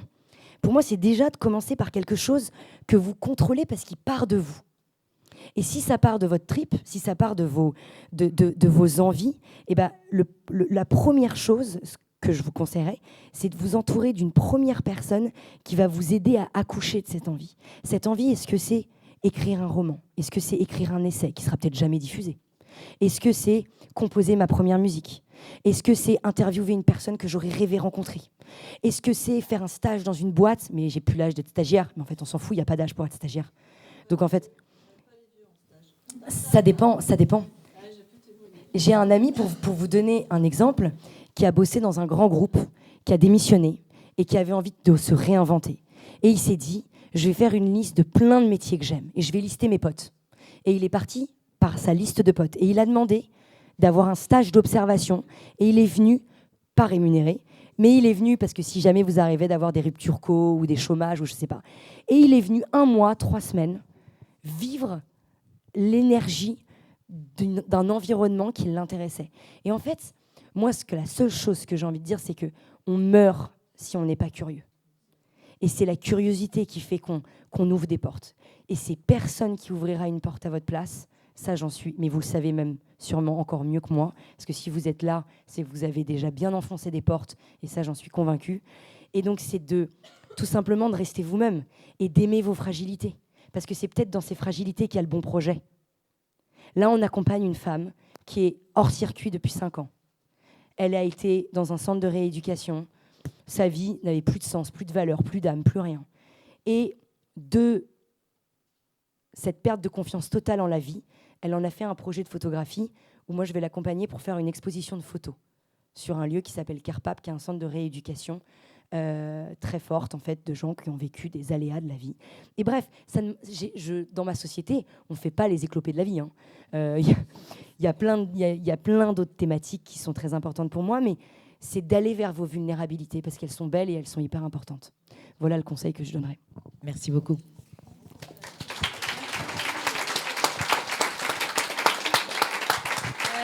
Je vous propose qu'on se lève pour les 3 questions flash. Ah yes, c'est les questions de la salle. Non, d'abord, c'est toutes les 3. Vraiment, une question flash, c'est... Tu peux te mettre ici si ça te va. La question est flash. Ouais, non, mais tu peux te mettre là. Voilà, on va chacune poser sa question. Okay. Est-ce que c'est bon pour toi, Tom? C'est bon? Question flash. Ok. Réponse flash. Exactement. Question flash, réponse flash. Okay, Marine, et c'est sur l'audace, évidemment. Hein. Qu'est-ce que tu dirais, Marine, à la Marine de 15 ans pour être encore plus audacieuse? N'aie pas peur. Voilà. Réponse flash, réponse flash. Je pense que c'est simple et c'est efficace, non? N'aie pas peur. Quand tu vas aller voir Isabelle, la créatrice de la Môme Bijou, quel mot tu vas lui demander? Yallah. Et l'audace récente dont tu es la plus fière? D'être ici ce soir avec vous. Oh. Voilà. Merci. On va vraiment vous laisser aussi le micro. On l'a dit, on est toutes bavardes. Hein. Mais c'était un plaisir de t'entendre, Marine. Un grand merci. Je vous propose de faire signe si vous avez des questions. Tu peux t'asseoir, on peut se remettre peut-être. Merci à vous, les filles. En tout cas, on peut quand même les applaudir parce que elles sont toutes les 3 avec des âmes d'enfants encore et ça, j'adore. Merci. Est-ce que vous voulez que je vous passe ce micro? Est-ce qu'il y a quelques premières questions avant d'attaquer la partie cocktail et échange? Est-ce qu'il y en a qui vont oser? Ou est-ce que vous êtes toutes très fins? Merci. Il y a peut-être les enfants à aller chercher ou s'occuper. Non, ça serait trop tard là, pardon. Ouais. Là, il y a déjà la gestion de la nana qui a tout fait avant. Elle se dit, elle est complètement out, celle-là. Tu nous as posé la question tout à l'heure, tu nous as dit à quel moment de votre vie vous vous êtes fait plus confiance que les autres vous ont fait confiance. Et donc je me demandais qu'est-ce qui, toi, dans ta vie, t'a préparé à te faire plus confiance que les autres, par rapport aux autres et par rapport à la confiance qu'ils pouvaient te faire à toi. Un moment spécifique ? Tu veux un moment spécifique ? Qu'est-ce qui t'a préparé dans ta vie ? Donc peut-être un moment où... Je pense que peut-être le moment j'ai toujours aimé aller là où on me disait que c'était impossible. C'est-à-dire que je déteste quand on dit 2 choses, c'est impossible. Ah non, ça va être trop compliqué. Ces phrases-là, je vous jure, ça peut me donner la chair de poule instantanément. Et je pense que si je peux donner un moment très spécifique, c'est le moment où on me diagnostique ma sclérose en plaques, où on me dit que je vais être handicapée dans 6 mois, où on me dit que j'ai des taches blanches dans tout le cerveau. On me dit que je devrais avoir une vie qui est différente, que ça va être compliqué dans tout. Ta vie professionnelle, ta vie amoureuse, donc forcément ma vie sociale. Parce que je me dis, moi, mes amis, je ne pourrais pas faire tout ce qu'ils attendent de moi. Et et le moment où je pense que mon cerveau a complètement basculé, c'est le moment où les médecins un peu m'ont fait comprendre que ma destinée était comme ça.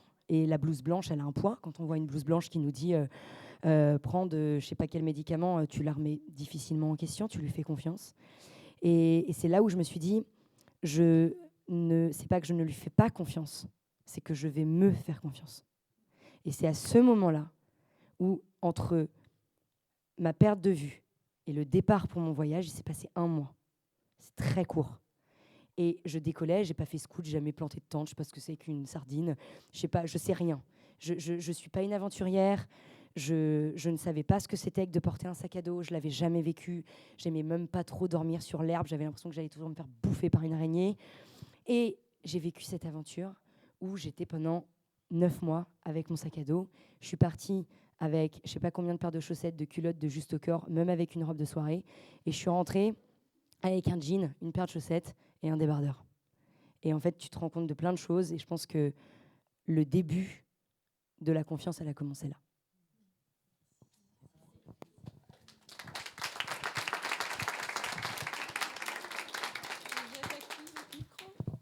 Est-ce qu'il y a une autre question? Juste, tu t'appelles comment? Nolwenn. Alors moi j'ai une question, tu nous as partagé beaucoup de très beaux projets et je suis sûre que tu as déjà le projet d'après qui te titille au fond de toi, et donc je voulais savoir si tu pouvais nous dire un peu ce qui te titille pour le futur, si tu en as. Oui, tu t'appelles comment? Alban. Alban, enchantée Alban. Écoute, comme je te le disais, tu sais, dans Muji, on a 2 entités. On a une entité télé et une entité cinéma. Donc nous, on a mis toute notre énergie pour avoir une émission qui est récurrente, qui est gérée au bout de tes rêves. Et en parallèle, on a développé d'autres projets, dont un qui est très concret, qui va être une série sur la nouvelle scène musicale française. Donc la nouvelle scène, tous les jeunes talents, les jeunes artistes. Et donc ça va être un portrait croisé de tous ces nouveaux talents, de tous ces nouveaux musiciens du monde du rap, de la pop, de l'électro. Voilà, c'est pas une série sur la French Touch, même s'il y aura des grands noms dans cette série qui vont être les garants de la qualité de la série. Mais il va y avoir aussi, c'est quoi être un artiste aujourd'hui? Par quoi on passe? C'est quoi les défaillances par lesquelles nous passons, c'est quoi les souffrances que nous avons, l'envie d'être connus et ce coup de projecteur qui n'arrive jamais. Et donc on est en train de caster en fait ces nouveaux talents français et on va faire un gros portrait croisé par rapport à une nouvelle salle de musique qui va ouvrir à Paris, vous allez en entendre parler. Il y a une nouvelle salle de musique qui va ouvrir en 2027 et donc c'est en parallèle de la création de cette nouvelle salle qu'on fait une série documentaire. Voilà, pour Disney ou Canal. Voilà.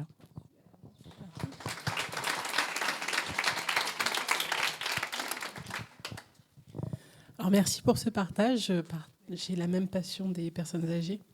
Du coup, je me demande si ça t'arrive de t'imaginer en personne âgée. Et quelle personne âgée tu as envie d'être? J'adore cette question. Grave. Alors moi, je m'imagine tout le temps. Et en fait, je m'imagine tout le temps, genre, j'espère que je ne serai pas Alzheimer, parce que déjà que j'oublie pas mal de trucs. Aujourd'hui, même au quotidien. Ça peut être sympa. Et en fait, je m'imagine avoir une toute petite maison, mais vraiment, genre 2 pièces, tu vois. Et un feu de cheminée, une table. Et j'imagine, bon, je sais pas, Inch'Allah, si j'aurai des enfants ou pas, je sais pas, on verra. Mais j'imagine d'avoir mes enfants, mes petits-enfants. Et en fait, d'avoir même d'autres enfants qui sont pas à moi. Enfin, tu sais, genre dans le village... tes potes avec la voisine, le mec du facteur. Et en fait, c'est un peu une petite maison où y a la vie tout le temps. Et il y a aussi les aléas. Il y a aussi les gens qui sont de passage parce qu'ils ont été isolés à un moment. Et donc, soit ça te fait... tu as l'impression de grandir tout le temps. Et j'aimerais bien... je rêverais quand même, je m'imagine beaucoup être avec mon petit vieux à côté quand même. J'allais Mais me bon, demander si Benjamin faisait partie du grave. décor, quand Et même. j'aimerais surtout gagner au Scrabble. Voilà. Génial, merci. Tu nous as transportés. On s'est carrément imaginé avec toi dans cette toute petite maison pleine de vie et de joie. Merci. On va peut-être prendre une ou 2 dernières questions. Et puis on poursuivra autour du cocktail. Est-ce qu'il y a quelqu'un qui a envie, là, qui sent quelque chose, qui n'ose pas? On peut parler de tout. Hein. Ah, il y a un petit Allez, il y a 2... Allez, les 3 mains ici, c'est parfait. Je vous laisserai passer les micros. Bon, moi, je m'appelle Astrid et j'avais une question parce que tu as beaucoup parlé de l'enfant. Et je trouve que c'est intéressant de se dire qu'on a tous envie de retrouver une sorte d'insouciance, de légèreté que tu incarnes pas mal finalement, je trouve. Mais je me dis, vu qu'on a une soirée de femmes et où on parle parfois de sexualité, de travail, de maternité, voilà, je me dis à quel point cet enfant il a encore une place dans notre vie de femme. Voilà, c'était ma question. Je comprends ce que tu dis dans le sens où moi je vais te parler avec ma casquette de quand tu es femme et que tu es entrepreneuse parce que je suis pas encore mamounette. Donc je pense que les mères auront aussi une autre réponse à t'apporter. Mais je trouve en côtoyant dans mon quotidien des femmes entrepreneuses, mères, productrices ou qui travaillent aussi dans le monde des médias, je pense que ce qui est intéressant, c'est toi qui décides en fait. C'est toi qui décides la place que tu mets à ton étiquette de mère, ton étiquette de femme, ton étiquette d'entrepreneuse. Et c'est toi qui choisis le fameux Tetris que tu as envie de faire. Et si, par exemple, ton étiquette d'entrepreneuse, pour toi, elle te génère un bonheur qui est incroyable, parce que tu as besoin de cette source de curiosité, de vitalité, et que, en fait, dans tout ton entourage, tu vois des mères qui sont parfaites, qui connaissent tous les cours parfaitement de leurs enfants, qui sont les modèles. En plus, elles sont belles, elles sont bien entretenues. Mais tu te dis, mais punaise, mais moi, je suis une pauvre égoïste, en fait. Je suis une pauvre égoïste parce que je me mets en priorité. Mais tu vois, moi, ce que je retiens, c'est que pour garder son âme d'enfant, pour moi, il faut être heureuse dans ce qu'on fait. Et tu vois, j'ai une amie qui a 76 ans, mais c'est ma pote, et elle avait un très gros poste. Et elle a des enfants. Et elle avait un très gros poste, c'était la bras droit de Séguéla, chez Havas. Elle s'appelle Anne Storch, et c'est une très grande dame pour moi. Et elle a eu une carrière extraordinaire. Elle a une carrière financièrement, elle a explosé, comme un petit popcorn. Mais elle a une passion. Bon, le comparatif, moi j'aime bien. Mais on coupera, mais vous avez l'image du petit popcorn. Moi j'aime bien le petit popcorn, je trouve que ça fait une image, on comprend bien. Et ce que je trouve intéressant dans sa carrière, c'est que je lui parlais de tout ça. Je lui disais, mais ta vie là, où tu as voyagé à l'autre bout du monde pour tout ça, tu as une carrière de dingue, tu es mère de 3 enfants, tu as un mari, etc. Enfin, et elle me dit, tu sais, moi mes enfants aujourd'hui, ils ont 45 ans, et ils me regardent dans les yeux, et ils regrettent rien, alors qu'elle n'était pas présente. Elle n'a jamais fait les devoirs. Alors, elle avait peut-être des moyens de payer des nounous. On n'a pas tous ces moyens-là. Ça coûte cher, une nounou. Donc, merci déjà pour les nounous de ce soir, parce que ça coûte une blinde. Mais ce que je veux dire par là, c'est que elle a décidé de mettre sa carrière parce qu'elle-même se sentait heureuse là-dedans. Et quand elle rentrait à la maison, donc maintenant elle a 76 ans, ses enfants auraient pu lui faire des reproches comme on peut tous faire à nos parents. T'as jamais été là, t'as jamais été présente, on a été éduqués par des nounous. Et elle me dit qu'aujourd'hui, ses enfants la regardent et lui disent merci. Ils lui disent merci parce qu'ils voient les mères de leurs amis qui ne sont pas épanouies ou qui sont frustrées. Et elle a 76 ans, elle s'habille en rose fuchsia, elle se maquille comme jamais de la life, et elle va au bowling, et elle kiffe sa life. Et en fait, elle est joyeuse. Et je ne sais pas si la joie peut répondre à ta question, parce que je n'ai pas la réponse parfaite à ta question, mais en tout cas, pour ma part, j'aimerais rester joyeuse. Et parfois, les aléas, enfin les choses qui arrivent dans notre vie font que cette petite lueur, on peut l'éteindre. Et je pense que c'est normal qu'elle soit éteinte, c'est normal que parfois, il y a des déchirements qui se passent, mais c'est de remettre la joie, remettre l'humour, et aussi ne pas se prendre au sérieux. Je pense que c'est tellement important.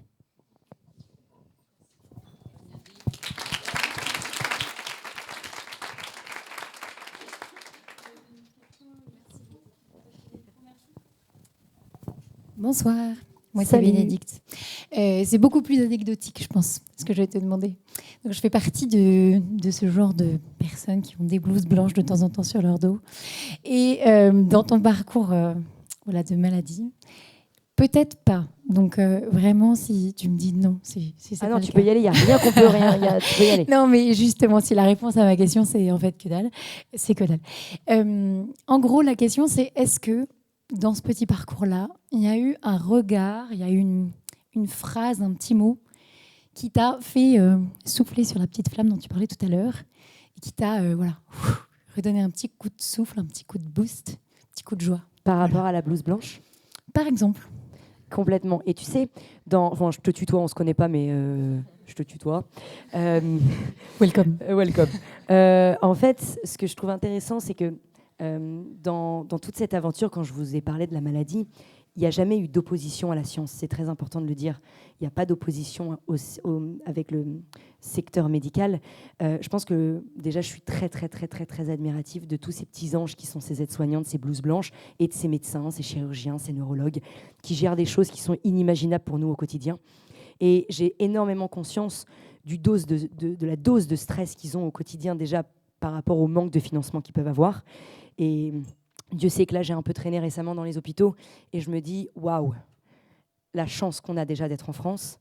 Et mon Dieu, que ça doit être dur d'être eux, déjà. C'est hyper important de le redire. Après, moi, je pense qu'ils sous-estiment et ils devraient apprendre ça, parce que vous faites des longues études, mon Dieu, putain. Vous avez plus de 10 ans d'études, parfois. Donc, dans ces 10 années d'études, moi, parfois, j'ai beaucoup de mal à comprendre comment le relationnel n'est pas une matière. Et comment l'annonce d'un diagnostic n'est pas essentielle. C'est un vrai sujet. C'est un énorme sujet. C'est un sujet pour lequel moi, je me suis battue en off, sans en parler médiatiquement, avec les personnes concernées que je rencontrais. Je suis partie à un congrès neurologique au Liban avec tous les neurologues européens où j'ai parlé de ce débat-là, mais ça, je ne l'ai pas rendu public parce que je n'ai pas envie de parler de ça, parce que je n'ai pas envie d'être étiquetée là-dessus. Mais ce que je trouve intéressant, c'est qu'il y a des médecins qui sont extraordinaires. Et le poids du regard, si tu as une blouse blanche, tu es comme Jesus Christ pour les catholiques, Bouddha pour les bouddhistes et Allah pour les musulmans. Et une spiritualité pour ceux qui ne croient en rien. Mais ce que je veux te dire, c'est que quand tu rentres dans une pièce avec cette blouse blanche, tu as un impact qui est énorme. Tu es le dieu du stade.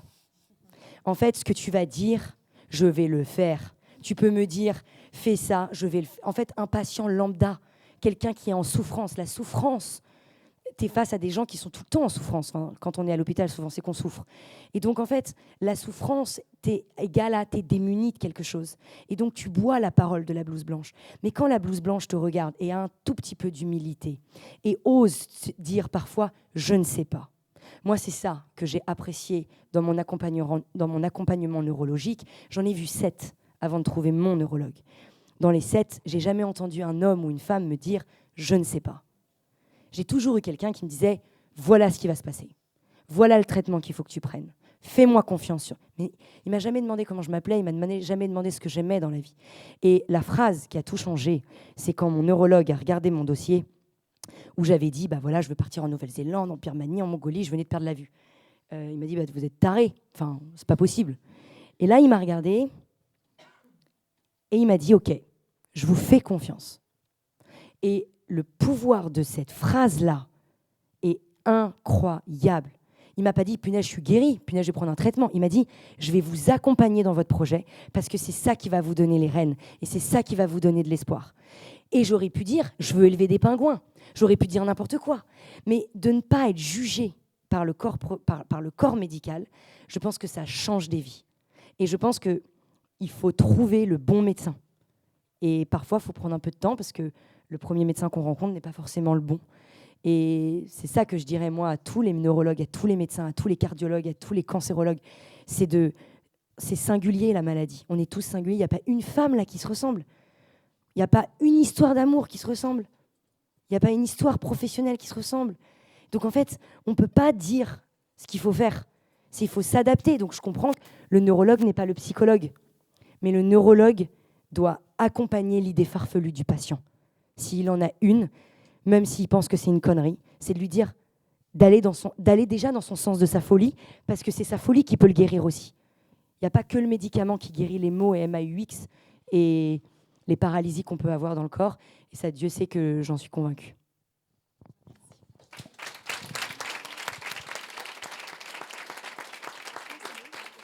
Il y avait une dernière question ici, je crois, il y avait une main levée, je crois, mais voilà.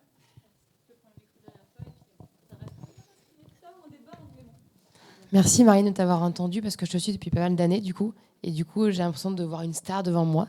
Donc, non, mais de la voir en vrai, en fait. C'est comme quand on voit quelqu'un de hyper connu, on est hyper heureux de la voir et c'est hyper touchant.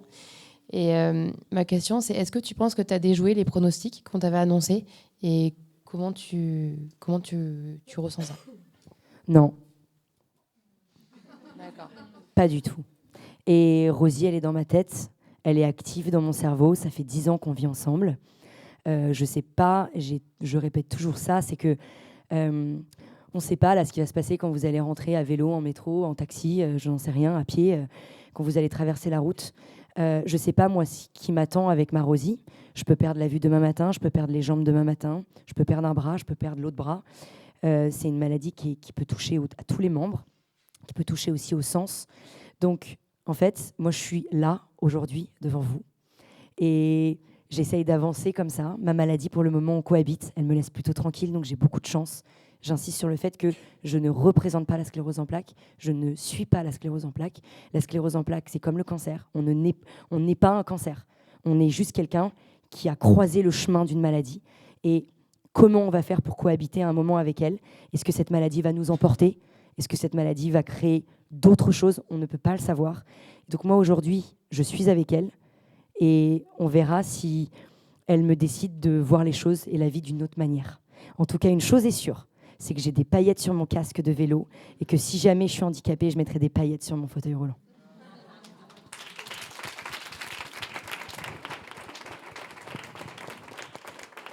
Merci beaucoup Marine. Je crois que je peux te dire au nom de toutes que tu nous as fait du bien, vraiment, ce soir.